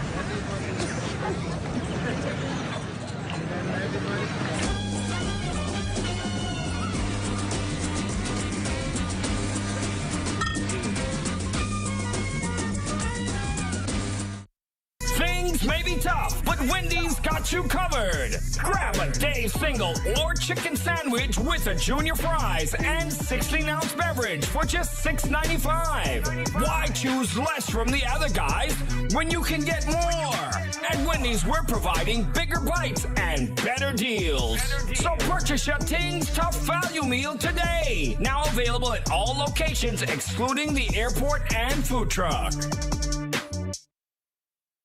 Up in the morning and I take a walk outside. I see the sunshine, I see a new day, and that feeling puts a smile right on my face. I know just what to do, go to the paint place. So if you wanna paint it right the first time, go to the paint place, stop at the paint place. And if you want it to last a lifetime, go to the paint place, stop at the paint place. Bang ding.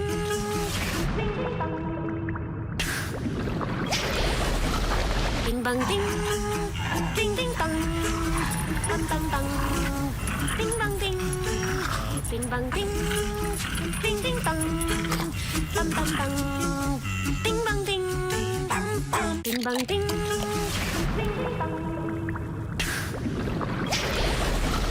Ding bang ding. Ding ding dong.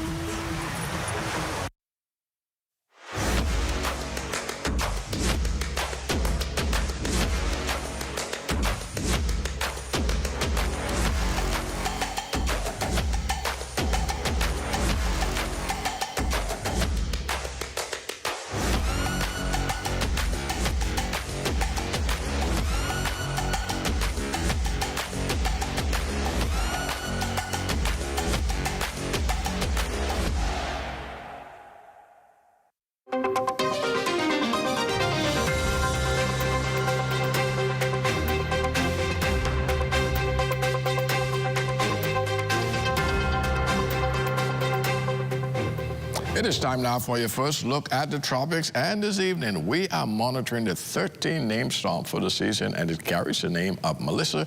Right now it's just to the south of Haiti, and it's moving towards the west at about 15 miles per hour, but we expect that forward speed to slow down over the next day or so as it makes that turn towards the northwest and eventually towards the north. Now this one is going to be a little tricky one for us. There are a couple of scenarios that are developing based on our computer models. The bulk of the models are pushing it pretty much through the southeast Bahamas and the Turks and Caicos Islands. And then there is a second scenario.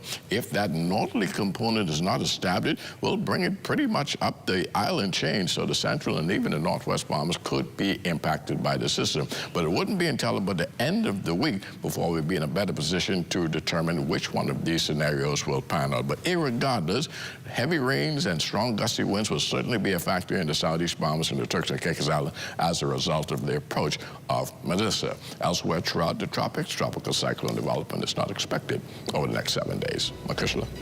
Well, thanks, Basil. And that does it for the National Report. But stay close. The Bahamas Tonight continues with Access Now.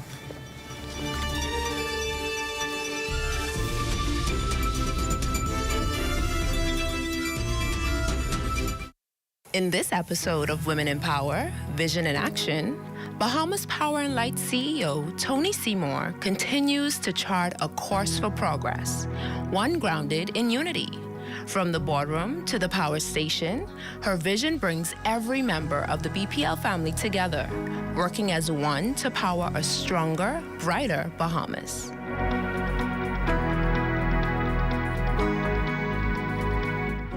When I first took office, there was a lot of industrial tension and unrest. Bringing industrial harmony into BPL was one of my first objectives. I've been CEO who's been implementing new stuff such as One BPL, which means so much to us. Continuing as One BPL, we are powering the nation into progress. As we continue to build for better and move towards our new energy era, with the installation of the utility-scale solar in New Providence, a 20-megawatt farm is going to be just south of where we are now. And those solar panels will be used to charge the battery energy storage system that you see behind me. Now at sunset, when the sun goes down, or if there's a rain, shower, or cloud cover, then the batteries will begin to discharge to feed back into the network so that you don't see any disruption in your supply at home. Putting her vision to action, CEO Tony Seymour is not only empowering people, she's driving vital upgrades to infrastructure, putting BPL in the position to meet the demands of a new energy era. I would really like to see us get beyond 30% of renewable energy integration. I would like the energy sector to not be reliant on fossil fuels. While I know that there's still challenges with disposals of batteries and the like, I would like for us to get to a happy medium where you're not going to do away with conventional generation altogether, but for energy security purposes, I feel like we should have a diverse energy mix, which is why I'm a proponent of distributed generation, especially in the Family Islands where the communities are spread out, so that if one source of energy goes down for whatever reason, you have a backup. There's always a contingency. So I believe in contingency planning, I believe in renewable integration, and I believe in transforming BPL into an environmentally friendly utility.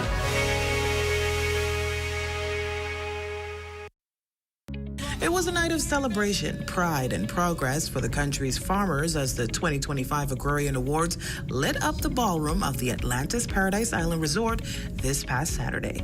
People, shut up. Show the people at the front. Show the people at the front. Let them see it. Let them see the socks. Say no lazy man, no. No lazy man. Say no lazy man, no.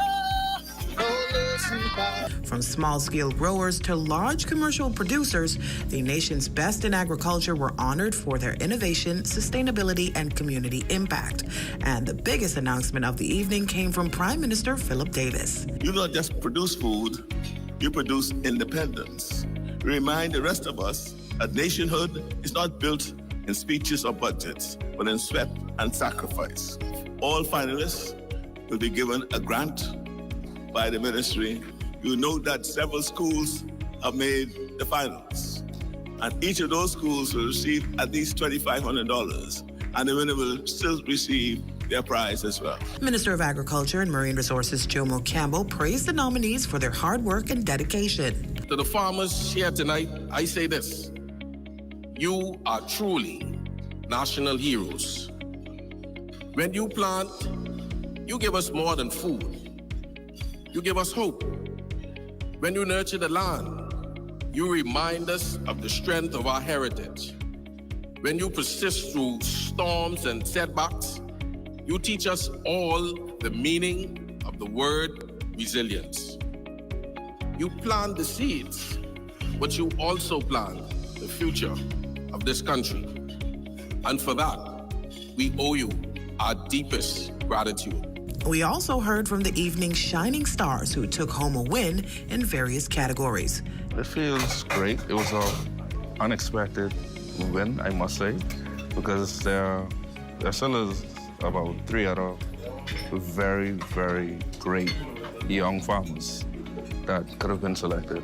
But I'm very happy that I was the one that was chosen. I just love to develop products different from anyone else.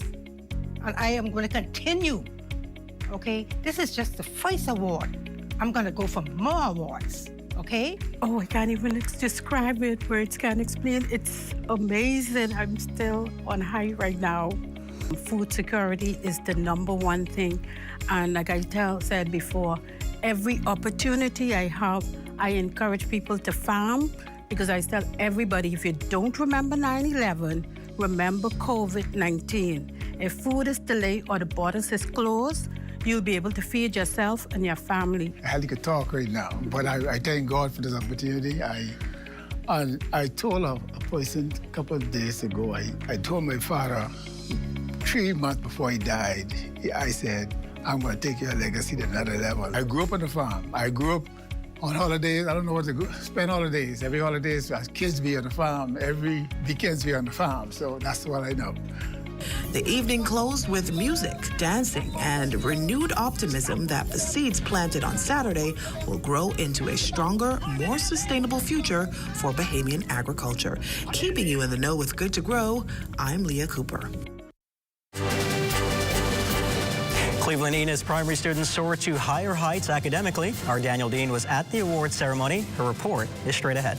And speaking of academics, the LJM Maritime Academy is set to honor its founding president in a gala event next month. Those details are on the way. Absolutely. Plus that dreaded word again, menopause. October is Menopause Awareness Month, and experts recently held a seminar to educate women on the subject. Stay close for that. And coming up in sports, fireman Chris Brown talks track and its future.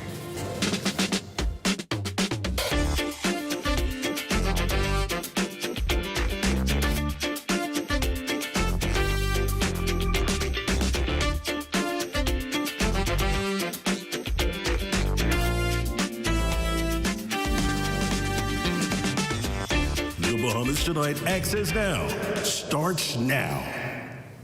One of the richest women in the world, Oprah Winfrey, said, "Passion is energy. Feel the power that comes from focusing on what excites you." Good evening, I'm Royson Jones. And I'm Marlena Leonard. Welcome to the Bahamas Tonight, Access Now. Marlena, I have a little joke for you. It's actually quite funny. I think you'll like this one. You know how we're anchors, right? Mm-hmm. So this is a little anchor humor. Mm-hmm. You ready for it? As ready as I'll ever be. Okay, so the TV anchors joined a band because they heard the band was into heavy metal. Where's the say it again? All right, let me try this again. You ready for this? Mm-hmm. All right, so the TV anchors joined a band because they thought the band was into heavy metal. Royce, you're starting a little early on the dad jokes, unless you have something you want to share. I think Daddy Roy sounds appropriate. Daddy Roy, oh my God. But that joke may have sunk like heavy metal, yeah, right? There you go, yeah. I'll give you a little more anchor joke for you. You're digging yourself to... dive right into the news. How's that? Great. Thank you. Yeah. Thank you. Tough crowd, boy, I tell you. We're working on that one. So said, so done. A local primary school here in New Providence is celebrating a victory of achievement. Faculty and students have soared to higher academic heights, just like they promised they would. Our Daniel Dean attended the awards ceremony where students were presented various honors and applauded for their improvements in the classroom. Even the smallest victories deserve to be celebrated. And that's exactly what the Cleveland Enos Eagles did today after achieving their goal of raising the grade point average. I've been on the vice principal list for over 5 years since I was in grade 5. And it was my dream to become the school's deputy head girl. Aspiring lawyer and artist, 6th grader Anastasia Williams contributed to the 1% grade point average increase, going from 60% to 61%. And area MP, Minister of Social Services, Information and Broadcasting, the Honorable Miles Larota, couldn't be more proud of the students. I could tell you of the time and effort that the teachers put into these kids in terms of academics, in terms of sports, in terms of civic activities. We just got a new music teacher, so now we're talking about a drum line and a band, and so we're trying to develop the whole student here, not just academics. Another important factor when it comes to student success. My parents sacrificed everything to get me in this position right now, and I'm very grateful for that. And school executives say this is only the beginning. Reporting for the Bahamas Tonight, I'm Danielle Dean. Great work to those kids. Thanks, Danielle. Well, the LJM Maritime Academy is set to celebrate the legacy of its founding president, Dr. Brenda Mae Clear, with a grand gala event on November 7th at the Bahamar Grand Ballroom under the theme Charting the Course. After more than a decade of visionary leadership, Dr. Clear is being honored in a way that reflects her lifelong commitment to excellence, education, and national development. The event will celebrate a remarkable trailblazer and her pivotal impact to education, not only at the Academy, but as a college, now the University of the Bahamas, at the Bahamas Baptist Community College, through her math clinic and other spheres of the wider Bahamian and international communities. The celebration will not only honor her years of service, but also chart the course for future Bahamian maritime professionals. Proceeds from the gala will directly benefit aspiring Bahamian maritime professionals, including ship officers, marine engineers, and future industry leaders. Dr. Claire's visionary leadership and unwavering dedication have guided the Academy from its inception in 2011 to national and international prominence.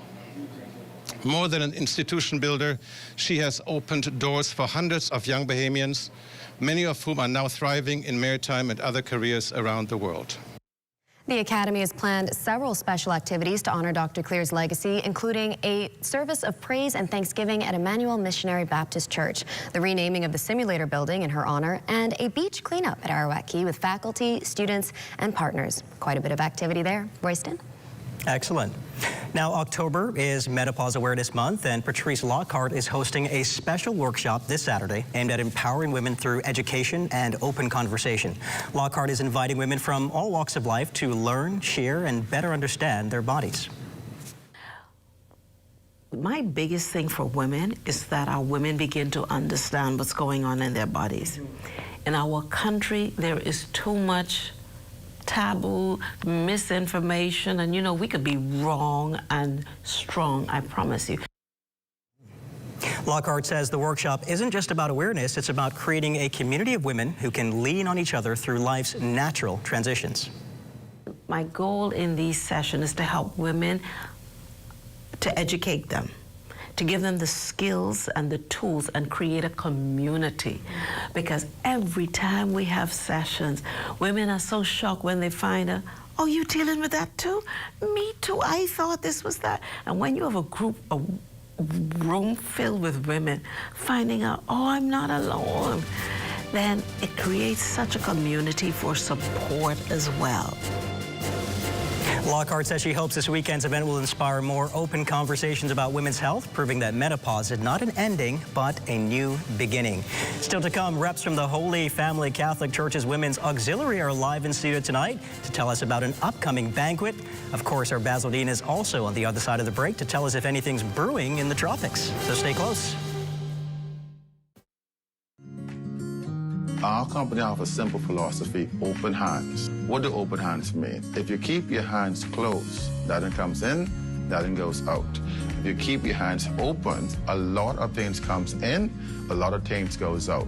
We cannot expect to be a successful company without blessing our community and blessing our country. My good friend and valued client, Dominic Stirrup, approached me following a meeting we had and told me of the idea that he had of feeding 10,000 Bahamians on Thanksgiving. There was a lot of details to put together, had to figure out how to get it done, but at the end, it was worth it. At the end, it gave me a heart of gratitude to know that our company is reaching out to so many persons. We invite you on a journey to witness an extraordinary chapter in the story of the Bahamas Striping Group of Companies, a tale of compassion, unity, and the true spirit of Thanksgiving. Halloween is near, and so is a super value or quality supermarkets with spooky good specials like Cardinal Evaporated Milk, 13 ounces, $1.09. First Choice Sugar, 4 pounds, $2.59. Quaker Oats, assorted, 18 ounces, $3.99. Seedless watermelons, $6.99 each. Whole chickens, $1.99 per pound. No tricks, but definitely treats when you shop the specials at Super Value and Quality Supermarkets. It's Bahamas' biggest night this November 1st. Join Alliance Promotions, YBE Promotions, Bahamas Ministry of Tourism, and Bahamas Air as they present the Fall in Love 90s R&B Concert Series at the National Stadium Ground, performing for the first time. Tyrese comes to Bahamas to deliver an unforgettable performance. Also performing R&B sensation Uncle Sam. Get ready for Deborah Cox. The Fall in Love 90s R&B Concert Series, Saturday, November 1st at the National Stadium Ground. Nassau, Tyrese, Uncle Sam, and Deborah Cox. Advance tickets are available now at all Cash and Go locations. Or log on to cashandgobahamas.com. For info, call 242-427-8111 or call 242-357-0116. Be there.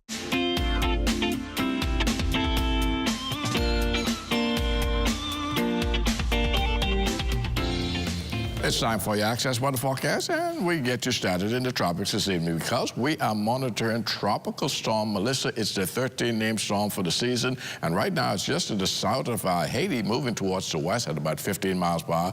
Maximum sustained was at 50 miles per hour, but we anticipate some intensification over the next couple of days, and Melissa is expected to become a hurricane as early as tomorrow. Now, on the forecast track, it will approach Jamaica over the next day or so before making that turn towards the northwest and eventually to north. But there are a couple of scenarios panning out of this system.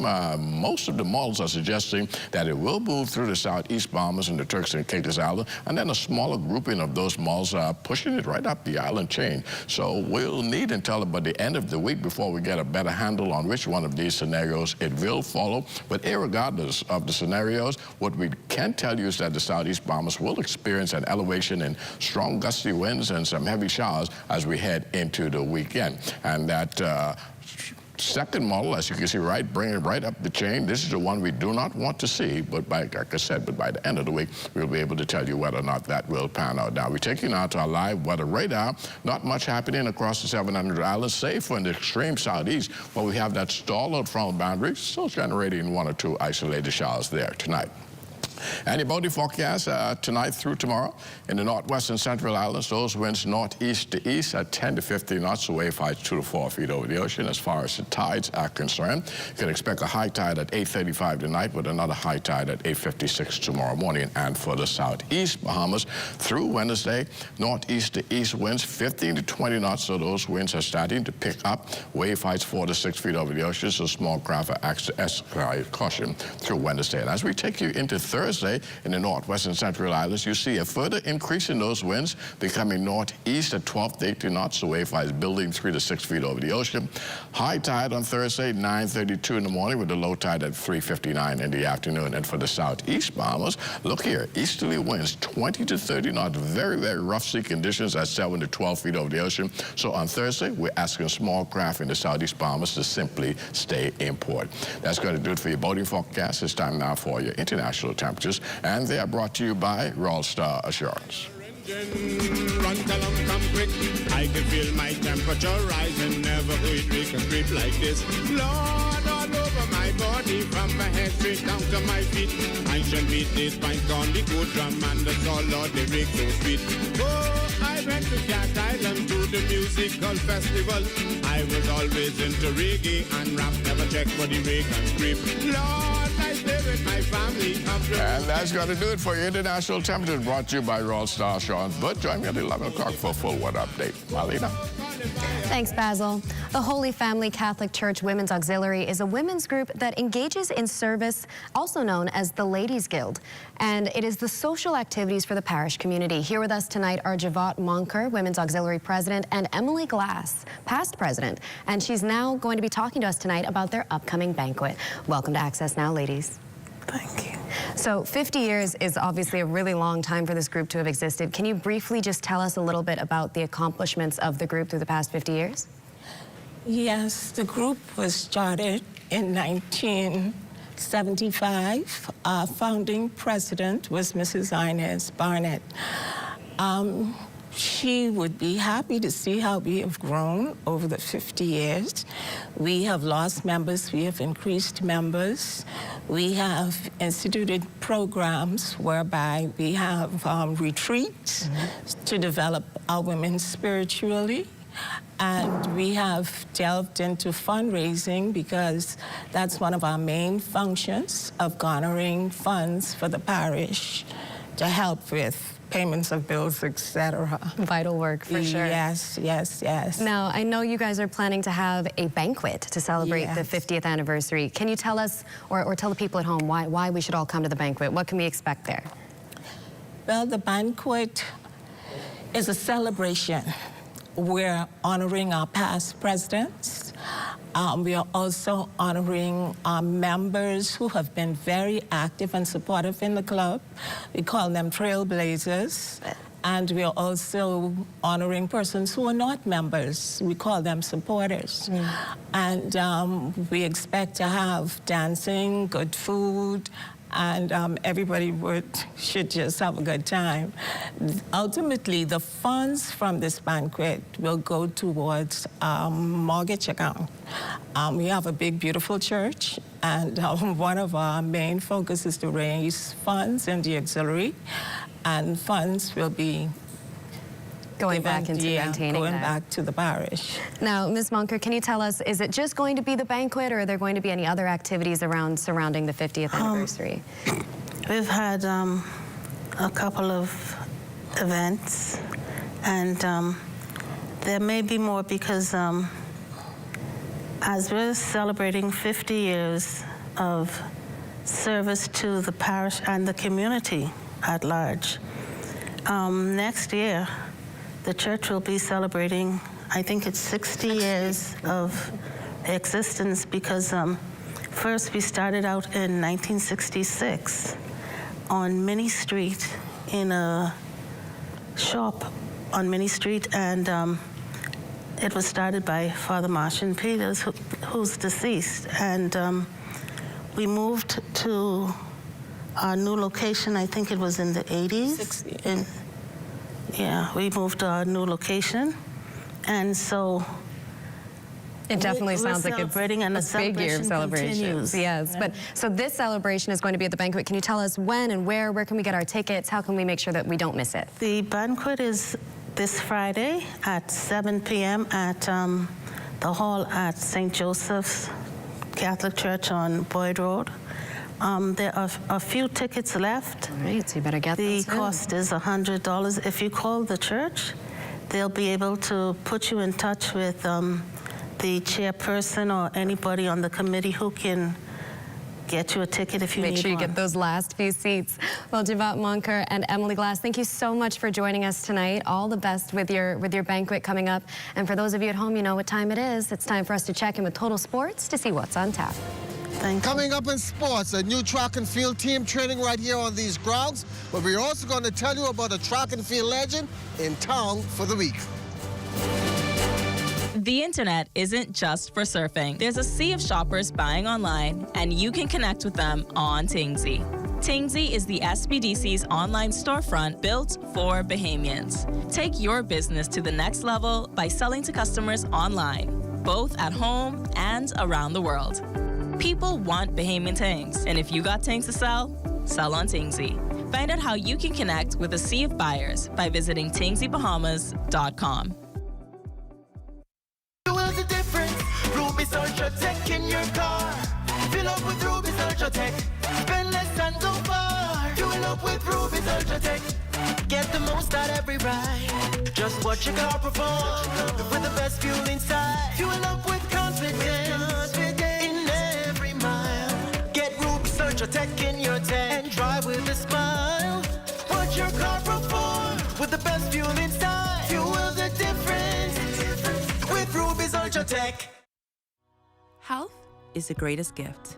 That's where we come in. Bahamas Medical and Surgical Supplies is a premier distributor of medical equipment, as well as medical and surgical consumables. Our engineers are always on hand, providing top care service that saves lives. We carry a wide selection of over-the-counter and prescription items, IV fluids, and other injections. Our products are state-of-the-art, and our entire team stays on top of cutting-edge technology. With more than 2 decades of dedicated service, Bahamas Medical and Surgical Supplies continues to be a trendsetter and innovator in healthcare. We have set ourselves apart by truly caring for our customers. We understand the intricacies of healthcare, and we produce spectacular results. We cherish our partnerships and nurture our friendships as we continue on our quest to help everyone maintain that wonderful gift of good health.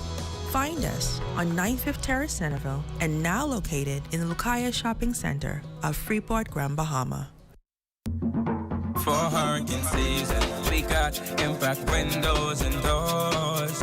For protection, just come to our store. Plus we got tiles to pretty up your walls and your floors.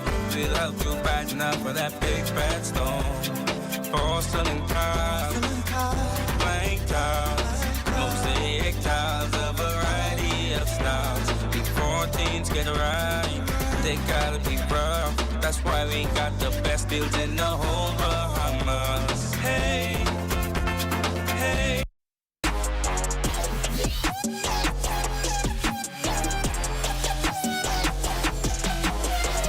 Good evening, everybody, and welcome to Sports in Access Now. I'm Charles Fisher. Sit back, relax, and get ready for the show. The fireman Chris Brown, arguably one of the Bahamas' best ever 400-meter runners, now an ambassador at large for sports, residing in Georgia, where he is head coach at Clayton State University. In town for Diplomat Week, speaking to reporters on what's the reason the Bahamas has lost its glare. It first starts with the mental toughness. You know, you have to put the work in. Sometimes you also have to make sure that you get the right coaches involved, eating habits, sleeping habits, and just being locked in 100%. I think that once you locked in 100%, then anything is possible. Some of our athletes, I think today's athletes they want the limelight, but they don't want to put the work in to get it. You have to put the work in first and then worry about the limelight after. I think once that's done, then everything else will fall in line. And there is a new track club on the market. It comes under the Legacy Nation Sports Group, a recruitment organization who in the past job was to place athletes in schools overseas. J.D. and Miller now heads the Legacy Nation's track and field club. I love helping athletes get recruited, but I realized that many athletes came to me and their parents said, "Coach, I need you to coach my children, I need you to coach my children." So I decided to come out of retirement to coach. And actually I did some training before. I trained athletes in the past, but I never had a club. So now I have a club and I'm excited. I look forward to them having an amazing season. And Bahamian pro boxer Carl Flasher-Hill improving his win-loss record to 13-0, with all those wins coming by knockout with a third-round KO of Colombia's Cedro Vizcaíno this past weekend in Colombia. Fight was good. It was a tough opponent, but I thought I would have get a little more work over them, but me outwork putting them with my volume of punches to the body and to the head up and down was very nice and successful for me to be getting a nice title defense over a very veteran, tough fighter. And yeah, I'm just grateful to God. I'm here doing what I like to do best. And that's going to do it for Sports in Access Now. Don't you dare go anywhere, because coming up in the Bahamas tonight, much more.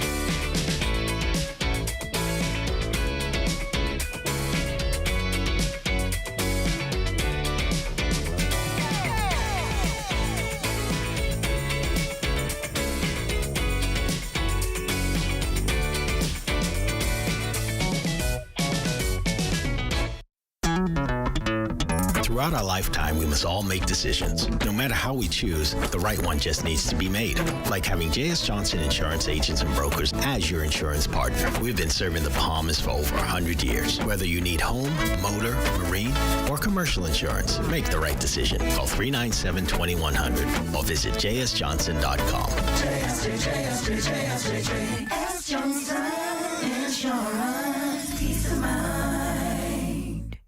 Ace Hardware Nassau wants you to be safe and prepared this hurricane season. Come browse our huge selection of products, from flashlights, batteries, first aid kits, tarps, and more. Don't be caught off guard this hurricane season. Come on in to Ace Hardware Nassau, located off West Bay Street on St. Albans Drive. Our friendly and knowledgeable staff are eager to serve you. Or you can give us a call at 605-2470, 71 or 72. We're open Monday through Saturday, 7 a.m. to 6 p.m. Ace, the helpful place. Join Pastor Gino Jennings for services in Nassau, Bahamas at British Colonial Hotel, 1 Bay Street, Nassau. Services are Friday, October 24th at 7 p.m., Saturday, October 25th at 5 p.m., and Sunday, October 26th at 11 a.m. and 5 p.m. Again, the British Colonial Hotel, 1 Bay Street, Nassau. For information, call 267-989-9189. Come and visit us at Shop Smart, 'cause everything is here. Yes, we have it all for you. Toys, clothing, office supplies, appliances, custom cut blinds, bedding, drapes, and rugs. Come and visit us on Mackey Street, 2 blocks down from Wolf Road. Call us at 698-1052. Shop Smart, at Shop Smart, at Shop Smart. Oh, everything is here.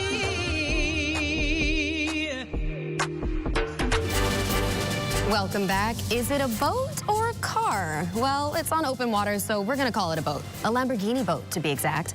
That shot of visitors having fun in our waters is provided by our drone pilot, Kyson Miller. And you guessed it, we're going back to Exuma today, so let's go.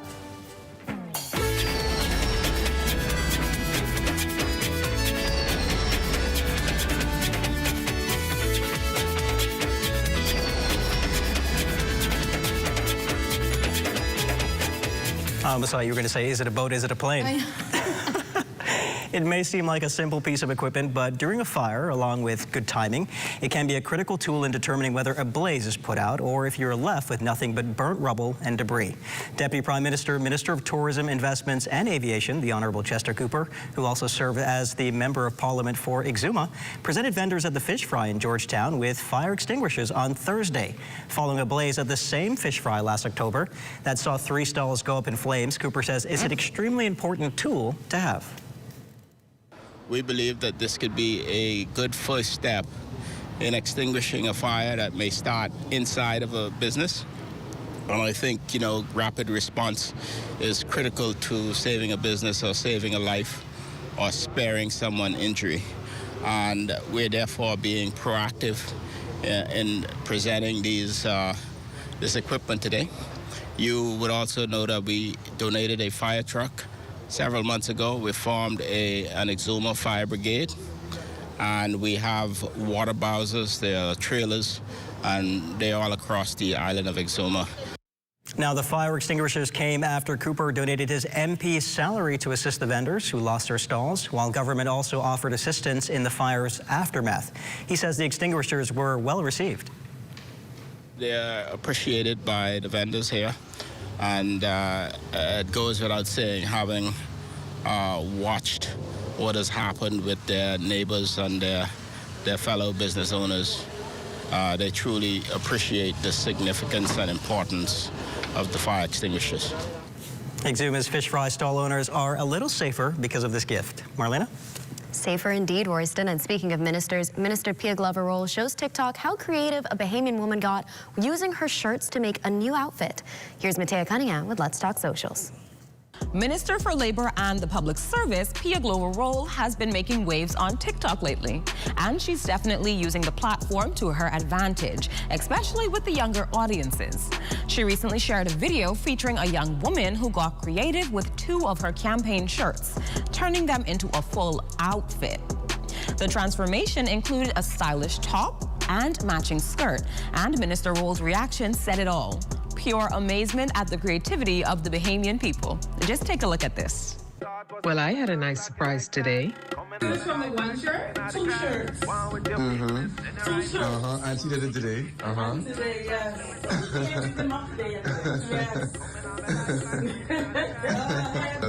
I love it. In a good spirit. I drink in a good spirit. Divide right up to the limits. Once again, social media is showing just how much it's changing the way politicians connect with their audience. It's reshaping how we view them, not just as public figures during campaign season, but as real, relatable individuals.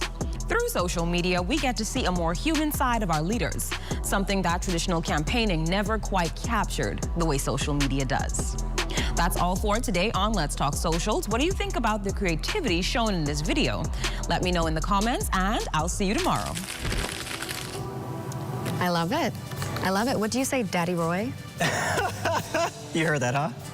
I like it too, and I've seen a lot of politicians using social media in a new, nuanced way, including the former Prime Minister, Dr. Jimenez. He's a fitness influencer, if you will, on TikTok and social media. You need to check that out once in a while. Dr. Jimenez, we see you pumping the iron from one daddy to the next. That does it for Access Now for tonight. Join us tomorrow night when we take you to a wake in progress for our fallen former colleague, Minister Vaughn Miller. And stay tuned for the rundown with Clint Watson. Good night, everybody. Good night, everybody.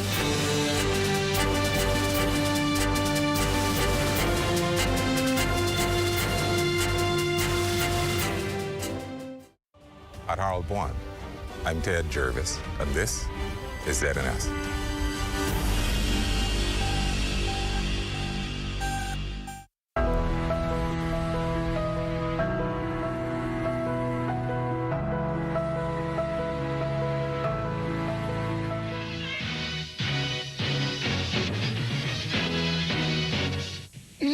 Hey, I tell you, watch out, Reverend John P. Key and the VIP.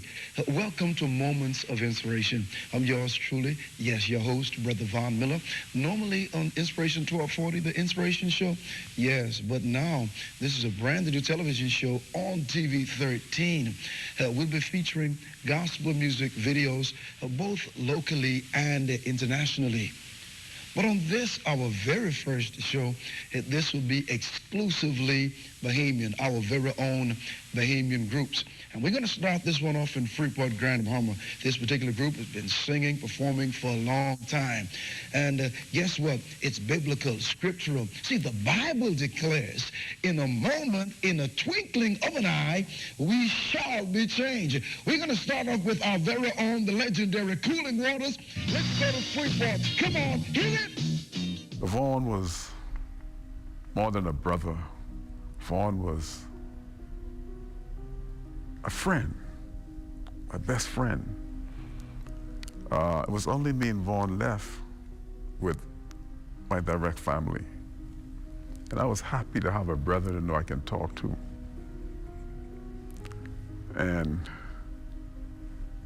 you know, Vaughn taught me many things. But one thing Vaughn never taught me. Vaughn never taught me how to let go. That was Pastor Glenn Miller. His brother, Vaughn Miller, was also a pastor, and another brother, Father Bradley Miller, an Anglican priest. I remember just a week before Vaughn passed, we were in Grand Bahama at a cousin's funeral, and Vaughn decided he would come back earlier than we came back. We returned because he said he had something to do in Nassau. And so when he landed, he sent me a text. He said, "We arrived." And he sent a text back to me, saying, "When you reach, just text me, let me know you reach." And so when we returned to Nassau that evening, I sent him a text saying that I reached. And that was the last time he and I had any kind of encounter. But that's the relationship that we had. Vaughn and I would talk. A week would not pass unless we would speak to each other, if only by text. He'd send me, "How you doing?" Or "Sis," when he called my wife sis, you know. Did you talk much about scripture, about faith? Yes. I'm sure you did. Yes. What were those conversations like? Yeah, always, Vaughn always believe in giving you a word of encouragement. You know, that you're going to hang in there. I remember a time I was going through something in my own ministry. And I called him, I just wanted to share it with him. And you know, he said to me, he said, "Boy, bro, that's ministry." He said, "But you can get over that." I said, you can pass through that, man, hang in there. Say, if God called you to this, God can see you through this. And so these are the kind of things that I know Vaughn for. One who always inspire you, one who always encourage you, always say good things to you. Vaughn was a fella that if Vaughn going to say anything bad about you, he would not even say it. If he ain't going to say nothing good about you, He's not going to say anything bad of you. That's the type of Vaughn that I knew. Both Vaughn and I went to the all-age school in Greencastle Primary. I was obviously 5 years ahead of him in the primary school. And then through the Gospel Missionary Union, which is GMU, this was a missionary organization out of the United States in Michigan. They used to come and visit Saudi Lutheran, have Vacation Bible School. They eventually established Windermere High School. Okay. So I then went to Windermere. And on my departure, after graduating, Vaughn came to Windermere. And after Windermere, I came to St. John's College. And then when Vaughn graduated, he came to R.M. Bailey. The very first time I would have met my friend, Vaughn Miller, would be at R.M. Bailey in 1977. Vaughn came up from Eleuthera, so nobody really, I didn't even know him until a few months into the school year, until he started to play basketball. Because he was very... Was he always tall, though? He was always tall. Well, I was always short. So yes, to me, he was always tall. No, he was among the taller people in the school. Him and Wolf, Bradley McDonald, they were very close friends as well. Both of them played high school basketball for R.M. Bailey, and they were the two main players, along with Burke Williams. Randy Cunningham, Jimmy Wilkerson, and it goes on. Freddie Brown. So those guys were very popular in school. But only after they played their first game, the school got to know that there was a new kid on the block. And this new kid on the block came in the form of my good friend Vaughn Miller. Because Vaughn came up from Eleuthera, very shy, conservative, and disciplined young man. Yes, he was taller than everybody else, he's bigger than everybody, but he's very soft-spoken. I mean, you wouldn't know he's in a room unless you call his name. Me and Vaughn grew up in the same household, same parents. We like sports. I like softball, I like basketball. But Vaughn was tall, had special skills in basketball. But it happens that Vaughn went to Windermere High School, and that's where Vaughn got into basketball more. I went to what they call today Preston Albee High. They used to call it Roxong Senior High when I went, when it first opened. And from these schools, I moved to Nassau, and then Vaughn moved to Nassau. And Vaughn got into R.M. Bailey. And that's where Vaughn really got into basketball. He became famous in basketball at R.M. Bailey, and everybody was just going behind Vaughn, you know? And, you know, I appreciated my brother Vaughn. I was always happy for him. And then I think Vaughn got involved with a team. Well, I can't remember the name of the team, but he became a star with the team, that basketball team. He was a star with the school team, was a star with also another team. And that's how Vaughn got his scholarship. He got a scholarship and went off to Richmond College for basketball. And Vaughn went to the University of Richmond, Virginia. As a matter of fact, we expected Vaughn to make the NBA.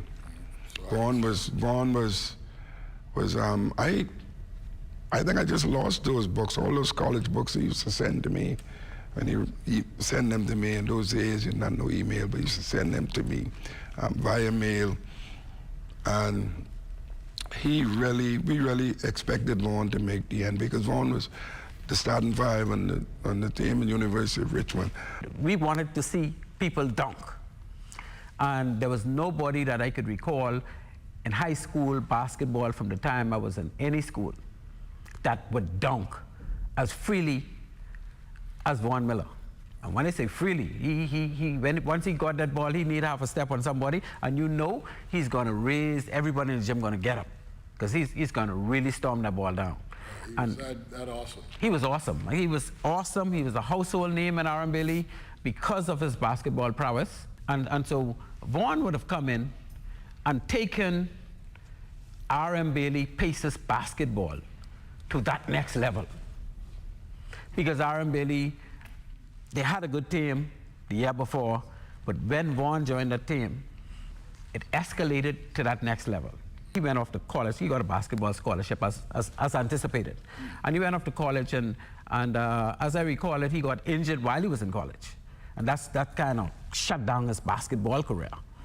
Because all of us were looking for Vaughn to make the NBA. I mean, if he was around in high school, when I was with him in high school, you would look at him playing and you say, man, this guy got to go to the NBA, right? He was that dominant in high school. But obviously that didn't happen. It wasn't intended to be. There were times when, particularly when Vaughn gets into situations where he's uneasy, like the time when in politics. So he discussed those. Oh, he would come to my office. He came to my office on many occasions. He would find me, and we would talk. And we would talk. So you really were kind of like best friends, huh? Vaughn and I, well, I don't know who's his best friend. I know he have a friend. We have a common friend, Pedro, that lives in Freeport, and we call him Doc. And Pedro was really more close to Vaughn because he knew all his brothers and sisters. He knew his wife, his son. And I recall that when Vaughn was going into Florida one time, I was on the same flight, and he and I hugged up, and we went to IHOP and we had breakfast. And he talked and he said, man, I just had a son, and this his son is what, around 5, because I have a grandchild the same age. And I was telling him, boy, you had a son? I said, I have a grandchild now. And so he took a while, right? Vaughn was always like calculating things. And that's just the type of person he was. And in all of his popularity, even when he was on the radio, doing his broadcasts, when he was at concerts, you know, just wowing the crowd. And I always remember one statement Vaughn made that always stuck with me. Don't meet me there, beat me there. Now I don't know if that's his own, boy, but he sure rocked that well, right?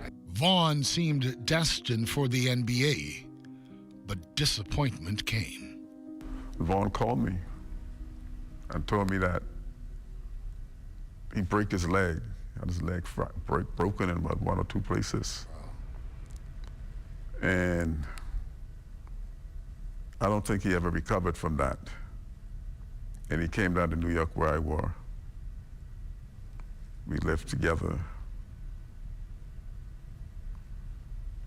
He got a job where I was working. And eventually Vaughn came back home. And my friend Vaughn got started working at ZNS. Mm-hmm. Tell us how that happened. Well, I was still in New York. Oh, so you don't know all of the mechanics? I don't know how, no, I was still in New York. And some years I came back, well, a couple of years later I came back. And I lived with him.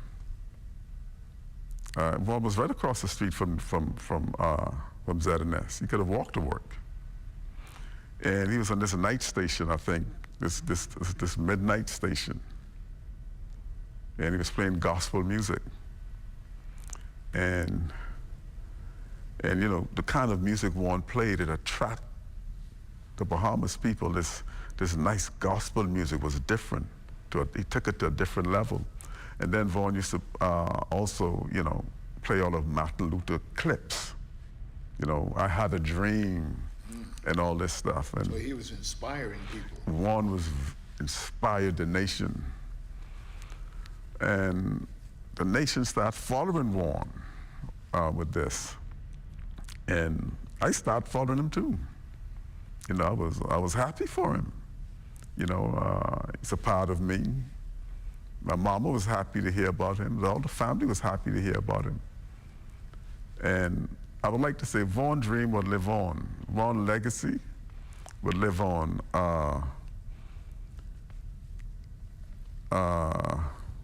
his legacy would always be with me.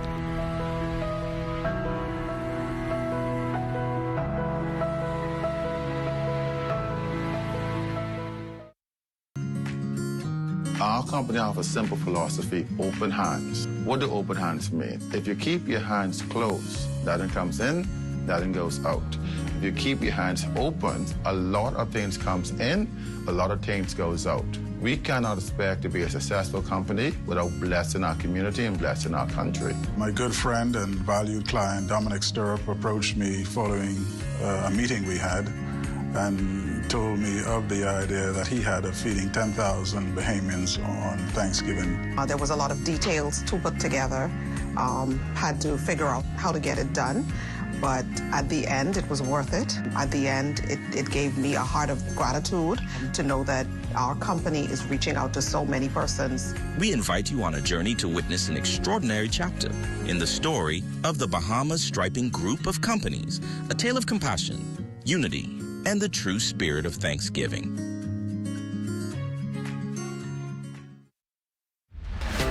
Planning the execution of a newscast is serious business. From the assignment to the concept of the story, everything has to be precise, on point, always. The Bahamas Tonight, the National Report, is your trusted news service. We get it right the first time. Our preparation for you each night is done with care, knowing that our voices will reach you on 700 islands and keys with unquestionable accuracy. It gives me great pleasure each night to say, Welcome to the Bahamas Tonight, the National Report. I'm your national anchor, Mukesh Lapinder. You got termites and need to get rid of them fast? Trust Rentokil Initial. With over 60 years experience in the Bahamas, the global brand, training, and expertise can't be beat. Only Rentokil Initial gives you a 3-year warranty and payment plan options on termite fumigation. No one can match the range of treatments we offer, such as fumigation, pre-construction treatments, termite monitoring, and more. No matter where you are in the Bahamas, we will come to you. When it comes to complete termite eradication, there's only one name, Rentokil Initial. Coming this fall, Royston Jones and Melina Leonard on the Bahamas Tonight Access Now. Weekdays, 7:30 p.m. Tune in and get your fill of community news, Family Island news, entertainment, and, well, sometimes slithering animals. That's the Bahamas Tonight Access Now, weekdays, 7:30 p.m. Only the sun covers the Bahamas better. I am a master plumber by profession.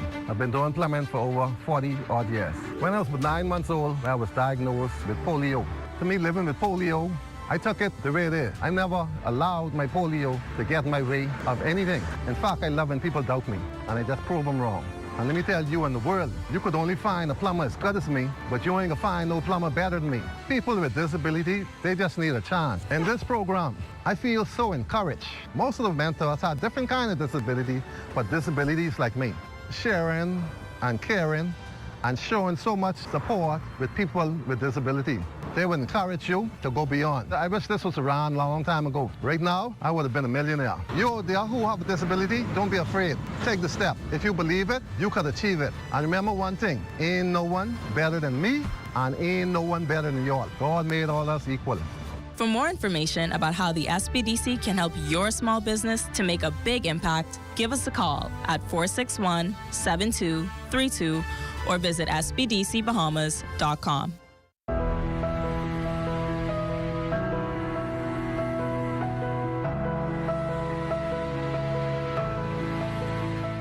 Wake Up Bahamas on the ZNS radio network is one of his biggest contributions to the nation. I remember Vaughn used to give the Bahamas wake-up calls. Wake up, Bahamas, it's prayer time. Yep, up to fairly recently that was. It's not too long ago. Yes, I can remember that. Wake up, Bahamas. And the Bahamas would appreciate that. They appreciated that. His legacy really was the morning prayer, 5 a.m. to 6 a.m. He basically wanted the nation to get back to prayer life, and starting the day off in prayer. That was really his goal, and also to make sure that Bahamians know that they have a stake in this country. He was radical, but that was Vaughn Miller. He was a giant of a man. Eleuthera was and is the island of freedom. And Vaughn had the spirit of freedom in him. He was an activist par excellence, and he wanted what was right for all Bahamians and those who lived here. He wanted them to have freedom of speech and to act in which way they choose responsibly. He had courage, and he spoke up because what he believed from the heart. I recall one particular occasion when cruise ships came into the harbor. He had a particular group. He heard about them that he did not feel was right for the Bahamas, was right for him or our people. And he spoke about it on the radio everywhere he went. He got in trouble with management. He got in trouble with the union. But whatever he believed, he spoke, and that was from the heart. He came to me one day and said, let's go into politics. So, let's try politics. Did he say why you wanted to get into politics? Well, he thought he was called for it. I remembered vividly because at that time I was stationed in Roxham. And so he came down and he came by the rectory and he sat with my wife and myself and he shared, that he thinking about entering politics. I said, man, listen, if you get into politics, you have to come to Eleuthera, you have to represent your people. As a matter of fact, that's what he wanted to do. And so it happened that there was a runoff, and he came to Roxham. I remember they had the runoff that night. He came by the rectory, and we sat down, and we had a little meeting in my office, and then we said a prayer, and then we all went to Palmetto Point where this runoff was. Unfortunately, he was unsuccessful in the runoff, and Hank Johnson got it. But Vaughn really wanted to represent his people. Vaughn wanted to make a difference in the Commonwealth of Bahamas, in particular, the people of South Eleuthera. And so he and I had this conversation, and I supported him straight through, and I encouraged him straight through with everything, even when he was switching the floor. He came to me, came back to me again in Eleuthera. My wife and I were sitting in the front room, and he came and he says, he said, I'm going to leave the F&M, but I'm going to stay as independent, and I can stay in the house, and I can fight against the F&M and the PLB. And I said, Vaughn, if you want to survive politically, you're not going to make it as an independent. That was my word to him. I said, now, you have to decide which side of the fence you're going to be. I said, but I would suggest to you, if you want to survive politically, you already left the F&M, you can't go back to them. I said, your only best bet is you want to go to the PLP because you still want to serve. You still want to be in Parliament, and I don't know if you could make it as an independent person. And so these are the kind of things that Vaughn and I would always talk. He would always take my advice, and I would get advice from him. For Vaughn, what was most important for him was that if he could have helped someone, and he was doing a lot of that, helping person individually. But Vaughn wanted to, I remember he and I sat, we had a meeting one time, and we sat together, and he said he wanted to build a kind of, like a shelter in Golden Isle. That was his dream, to build a shelter where the shelter would be like a homework center, where kids can come after school, and they can have this hall to use, and also it can be used as a hurricane shelter. That was his dream, and he wanted to do that before he completed this time. My family is strictly PL people. When I came back, I was recruited by the F&M. And I then ran for the F&M, lost, and then I won after that. Vaughn came back from university and was also recruited. Yeah, we are PLPs. I have no difficulties in saying that. And Vaughn then may have been recruited by the F&M, but he had no interest in the F&M. I was able to be convinced by Cecil and Kendall at the time, the founders, etc. And so therefore, I ended up running for the F&M and winning. Vaughn had no interest. And what I find interesting is that during my representation of 10 years, 2 terms, Vaughn always talked to me, but he did not want to be associated with the F&M because he was so firm in his belief in the PLP. He did not even come to help me. And I mean, this is my guy. No, he never came to help me.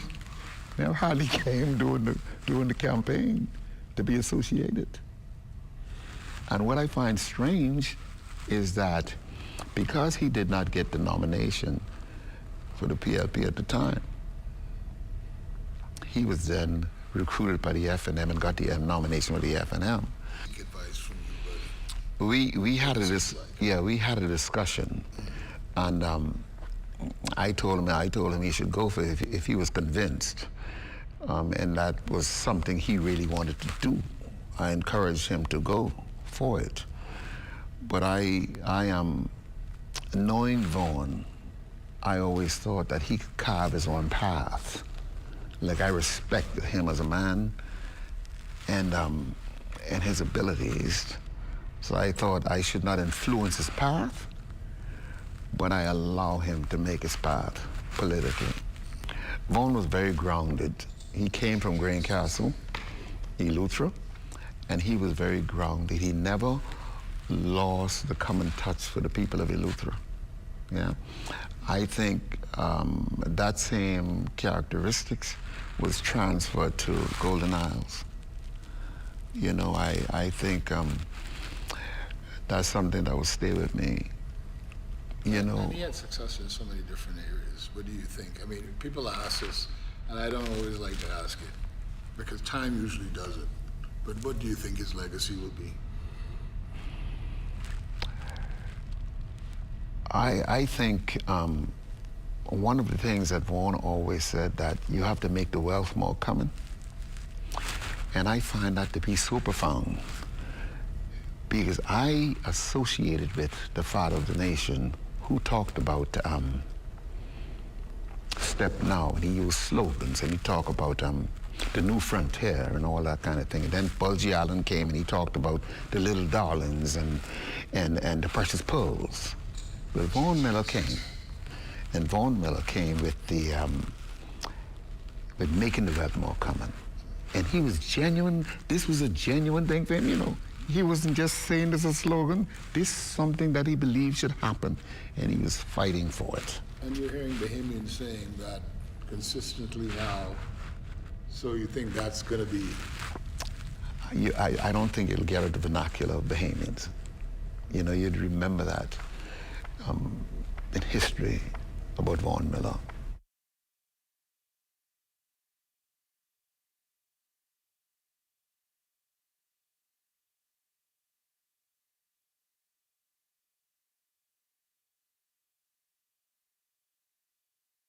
When Vaughn Miller ran for the F&M and came from Graincastle, I was saying to myself, what's going on here?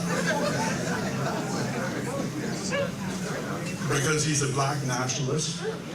He patterned his look like Malcolm X, the glasses he wore, the speeches he gave. How he ended up in this party? They don't have nothing to do with that. So you knew that wasn't gonna last as long as Patty in the army. He was very disappointed when I announced that I was leaving frontline politics, as was my late friend, the Honorable Obie Wilscombe. They were both very close friends of mine. He wanted to represent South Eleuthera. as I would have had the opportunity to represent my hometown. He was a caring giant, not having an inkling of solipsism, never focused on his own needs first, no sense of graviticiousness, nor selfishness. He was steady, engaging, not derisive, no sense of instability, no uncertainty. He was solid like a rock. Yes. Pastor Glenn Miller is older than Vaughn by about 4 years. Yet Vaughn influenced him greatly. Vaughn had the call for church. And Vaughn went into church and with his whole heart. You know, Vaughn does things with perfection. He gives it his all, you know. And as time went on, Vaughn would stop by me and just give me a Bible. Just bought a new Bible and give me a Bible. Say, man, read that. This is the way to go. And I accepted, read it, but you know, I wasn't for that. And like, as time went on, Vaughn stopped at my house again and brought me a big study Bible. And I read that Bible. And it was 10 years later that I got the call to go to ministry. That must have made him very happy, yeah. Yeah, Vaughn, yes, Vaughn saluted to me. Saluted to me. And I accepted the call and went to ministry, and I enjoy ministry. I would not give up ministry for nothing. And then Vaughn moved further up to New York to do further studies. And I think that's where Vaughn got his influence from. At that time, Vaughn was heavily influenced by the Muslim religion. He was very influenced by people like Malcolm X and people like Martin Luther King. I mean, he would send me all these tapes that I could listen to, speeches from Malcolm. He even sent me a book about Malcolm X for me to read. And he started to influence me because Vaughn had you know, the Muslim used to wear these little tam, and Vaughn had one of them. He bought one for me that I used to wear sometime. But he was very influenced by... Did he ever seriously consider joining the Muslim Brotherhood, Muslim faith? I don't know if he wanted to go that way. But when he came back home, then he, I guess, you know, revert back to what he know, which is the Christian faith, revert back to where he came from. So I don't know if he really wanted to be into that faith. I think he was just influenced by that kind of, not so much teaching, but their style of taking the good human. Right, yeah, those kind of things, you know, the fight that these people would be doing at that time for black people. And so we in this country owe on a great debt of gratitude. First, for just uniting the Bahamas through the airways. You know, I think Vaughn may have been influenced by, there was a man in Greencastle. His name was Caleb Sands. He was a kind of a local pastor. This man at 5 o'clock would wake up the whole settlement of Greencastle with morning devotion. He had a loudspeaker that he would do his morning devotion, and everybody in the settlement could hear that. And so, and even in Greencastle, you are waking up, at my time growing up, you're waking up every morning by some grandmother or mother waking you up for this morning devotion. So I think that's why Vaughn get that kind of, when he started the morning devotion, he had ZNS about, you know, this 5 o'clock time, because that's something he grew up with. And so we owe him a great debt of gratitude for uniting the people together. And of course, you know, he coined the phrase about making the wealth more common. And I think Vaughn was really serious about that.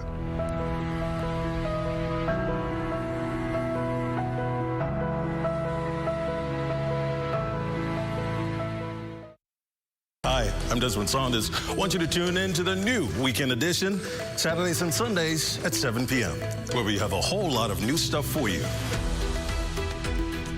All right, so I'll give you a sneak preview. Boldly Bahamians, Sizzle Saturdays, Parliamentary Bench, just to name a few.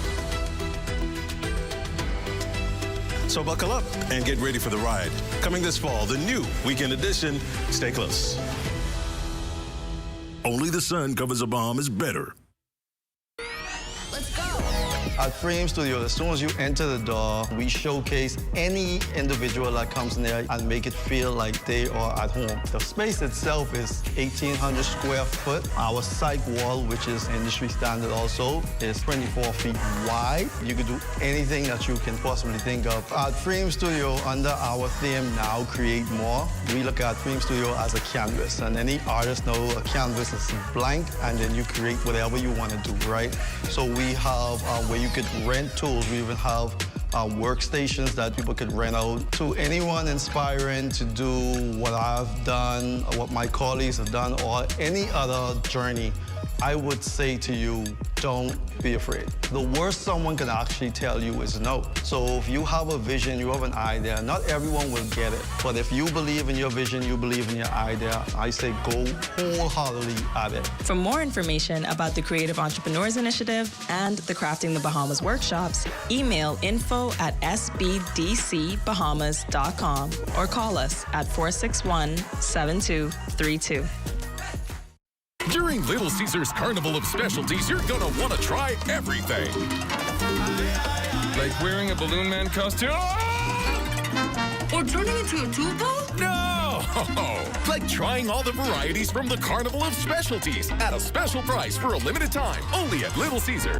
For just $13 VAT inclusive, get it now at Little Caesars, Oaksfield, Carmichael Road, East Street South, Charles Saunders Highway, and Prince Charles in the One East Plaza. Pizza, pizza. Coming this fall. She had brown hair. She didn't even have red hair. The contract signed does not indicate anywhere that I am in charge of her hair color. More courtroom drama. She rented the 60 chair covers from me. The event was for my Grammy for her birthday. Yes. And my Grammy don't even know 65 people. On Justice with Judge Carroll, Fridays at 8 p.m. Real cases, real judgment. Judge Carroll always gets it right. Our company offers a simple philosophy, open hands. What do open hands mean? If you keep your hands closed, nothing comes in, nothing goes out. If you keep your hands open, a lot of things comes in, a lot of things goes out. We cannot expect to be a successful company without blessing our community and blessing our country. My good friend and valued client, Dominic Stirrup, approached me following a meeting we had and told me of the idea that he had of feeding 10,000 Bahamians on Thanksgiving. There was a lot of details to put together, had to figure out how to get it done, but at the end, it was worth it. At the end, it gave me a heart of gratitude to know that our company is reaching out to so many persons. We invite you on a journey to witness an extraordinary chapter in the story of the Bahamas Striping Group of Companies, a tale of compassion, unity, and the true spirit of Thanksgiving. We'll lead off with this report. This one is a good one to lead off with for Sunday. Your weekend news just got better. Exciting features, good vibes. It's all about the feeling. Hey, I'm Raven, and your Sundays never felt so good. Tune into Northern Service Vibes, where culture meets conversation, every Sunday at 6:30 p.m. only on the ZNS Network. The internet isn't just for surfing. There's a sea of shoppers buying online, and you can connect with them on Tingsy. Tingsy is the SBDC's online storefront built for Bahamians. Take your business to the next level by selling to customers online, both at home and around the world. People want Bahamian things, and if you got things to sell, sell on Tingsy. Find out how you can connect with a sea of buyers by visiting tingsybahamas.com.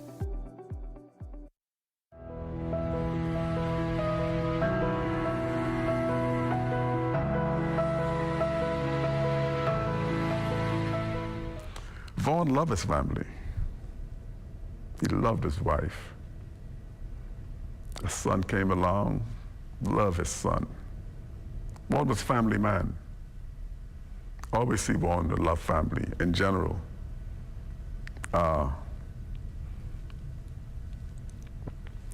Vaughn was so proud when he had his son. And Vaughn's son just growed over the years. Vaughn's son is now 5 years old. You know, he got into politics, so that kind of kept him away from his family because his family lived in Florida. So he had to be in the Bahamas. But he always go to his family. He would bring his son by me, bring his son by my sister, to my mom, to his uncle, Tony Miller. He would take his son around. He loved his family. So I'm sure one of your rules will be now is to tell him stories about his dad. Vaughn's son, he lost his dad very early, very young. Vaughn told the Prime Minister that he's going to give it up because last time he went home to his son didn't kind of recognize him, he said. That's rough. So Vaughn took that serious and told me that he wasn't going to run again.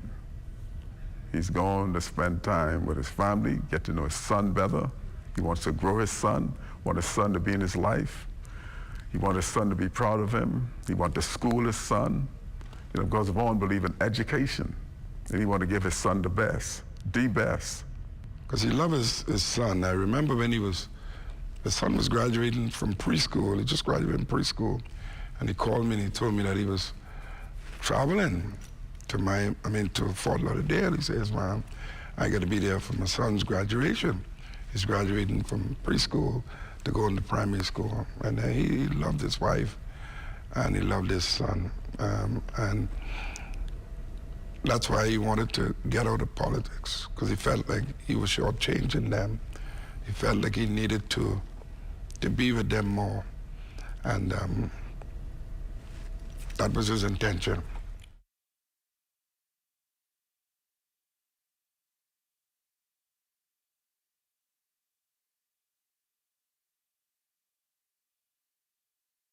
Last time I saw, actually it was months ago. It was like, I went by his office, his constituency office, because my daughter has an apartment complex through that corner. And he was there, and he and I spoke. I used to go there from time to time. When I'm in the area, let's pop in and see if he's there. And if he's there, we'll chat. Do you remember what that was like, what you talked about? Well, it was just, I asked him about his son. I try not to talk politics with Vaughn, right?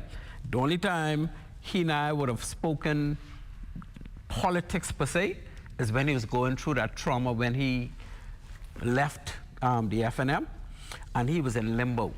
Once he joined up with the PLP, the politics was finished, right? I don't need to know what you're doing. I was only concerned because you was in problems. And there were times when you know, he would just call me and ask what I think about this or what I think. I don't know why somehow, because he knew I don't have interest in politics, right? But he knew also that I'm the type of person, we're very similar. I would call it as I see it. And so he bounced things off me sometimes. Nothing often, but you know, usually when he do that, I know, well, he's uneasy about something. I will miss, I think, most about my friend Vaughn, and it caused me cry, right? That's all right. I am gonna miss just his smoothness. The smoothness, the fact that he always kept his foot on the ground with me, right? I've never seen him in a different light than just my friend.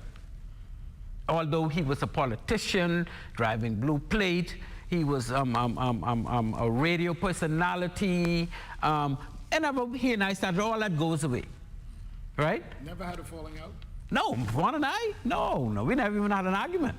We would discuss things, and you know, I'm very strong-minded, strong-willed, and he would also hold on to it. But once that's done, that's done. You know, Vaughn and I We were too much friends to get into any pettiness. You know, it wasn't none of that. He was a very humble person. I see Vaughn as somebody who, once he approached somebody, he would always be welcomed, because his approach was always so smooth. And in high school, I wanted to be like him. You know, this big superstar, moving around like ain't nothing to it. And then, you know, Vaughn walked to school, like many of us did. Vaughn lived in a four-room clapboard house, right? Like some of us did. And I don't think Vaughn ever forgot where he came from. Because when he came to Nassau, he was just an island boy trying to find his way. And many of us reached out to him, and all of the members of the basketball team were his friends, right? They took him in, and although he was, I think he was considered the best player in high school, although he was the best player on the team, there was no rivalry or no, you know, because some people, they got a chip when they considered so good. But Vaughn didn't have a chip. He would come in the classroom, and he would be the regular student. He was just a humble person. And so we miss him. He's done well. He was a man of strong faith. He was a man of strong conviction, even if it cost him. You know, when the situation with the government at the time, when the VAT was being increased, and Vaughn told me to say, Bradley, I'm going to vote no to that. I said, Vaughn, you know, if you vote no, you know what can happen. He said, well, I have to vote my conscience. You know, and he said he did it. And even though he lost the position that he had, he said he felt that he did the right thing, because he didn't thought at that time for him that we should have put the burden on the backs of the Bahamian people. And so, even though he knew that he would have lost his car, lost whatever perks would have come with that, and lost his position, for him that meant nothing. What was important was defending, in his view, the rights of the Bahamian people. And so he stuck with his conviction. And that's the type of person Vaughn was. What I got involved, and my mother was PLP, and even I ran FNM. She would always tell persons, say, look here, one thing I can tell you about my son Anthony, his head is hard. Like, if he believes something, it's very difficult to get them to unbelieve that. You ain't convince them from that. But I find the same characteristics in Vaughn. Pan-African, you know, Vaughn believed in black people. And he was convinced that he had to be part of the freedom of black people and the advancement of black people, yeah? Like, he believed that sincerely. You know, I don't know where he was influenced. He got that influence. It could have been when he was in the university, but he was very, very convinced of his African heritage. And that's something that I liked about him, his conviction to his race and his people. Vaughn Miller was strong. You know, Vaughn had a way of, one wisdom about him. He had a way of doing it the way he wants. You know, Vaughn, in politics, Vaughn would try to help as much as he can. And in politics, you can't please everybody. You please as much as you can, but you can't please everybody. And Vaughn had a heart for the people. Vaughn was a people's person. He loved people. And he loved to share. I never saw Vaughn as a mean person. He was kind, he was loving, he was joyful. Vaughn knew how to fill the room. And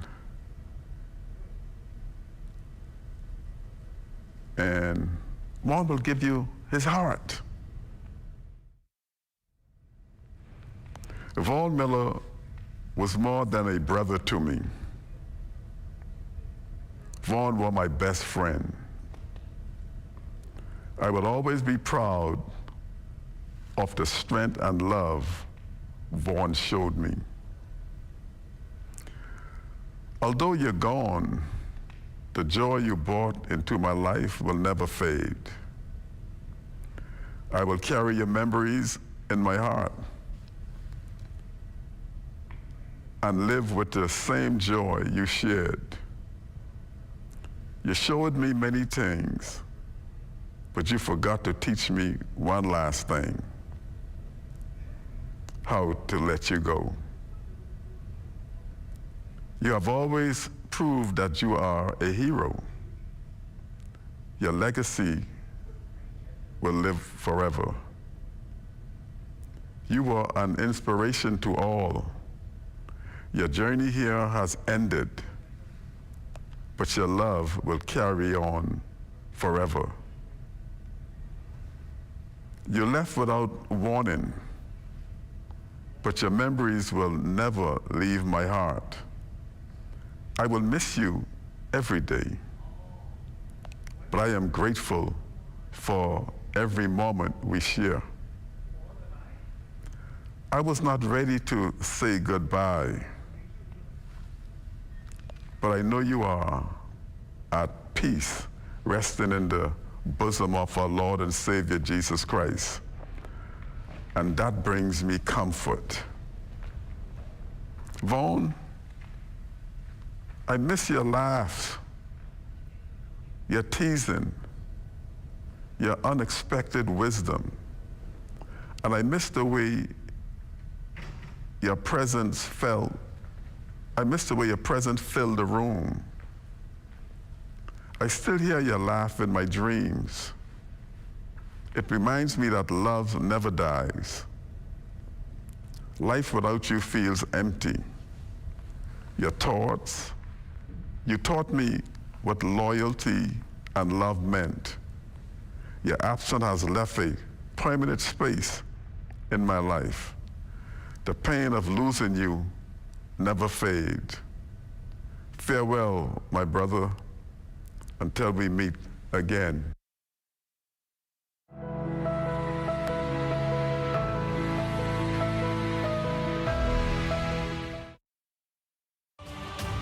At Centerville, I'm LaDawn Davis. This is ZNS.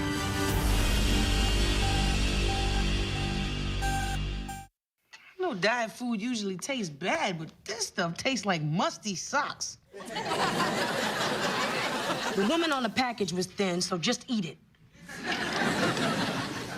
You know, as tasteless as this stuff is, you girls should reach a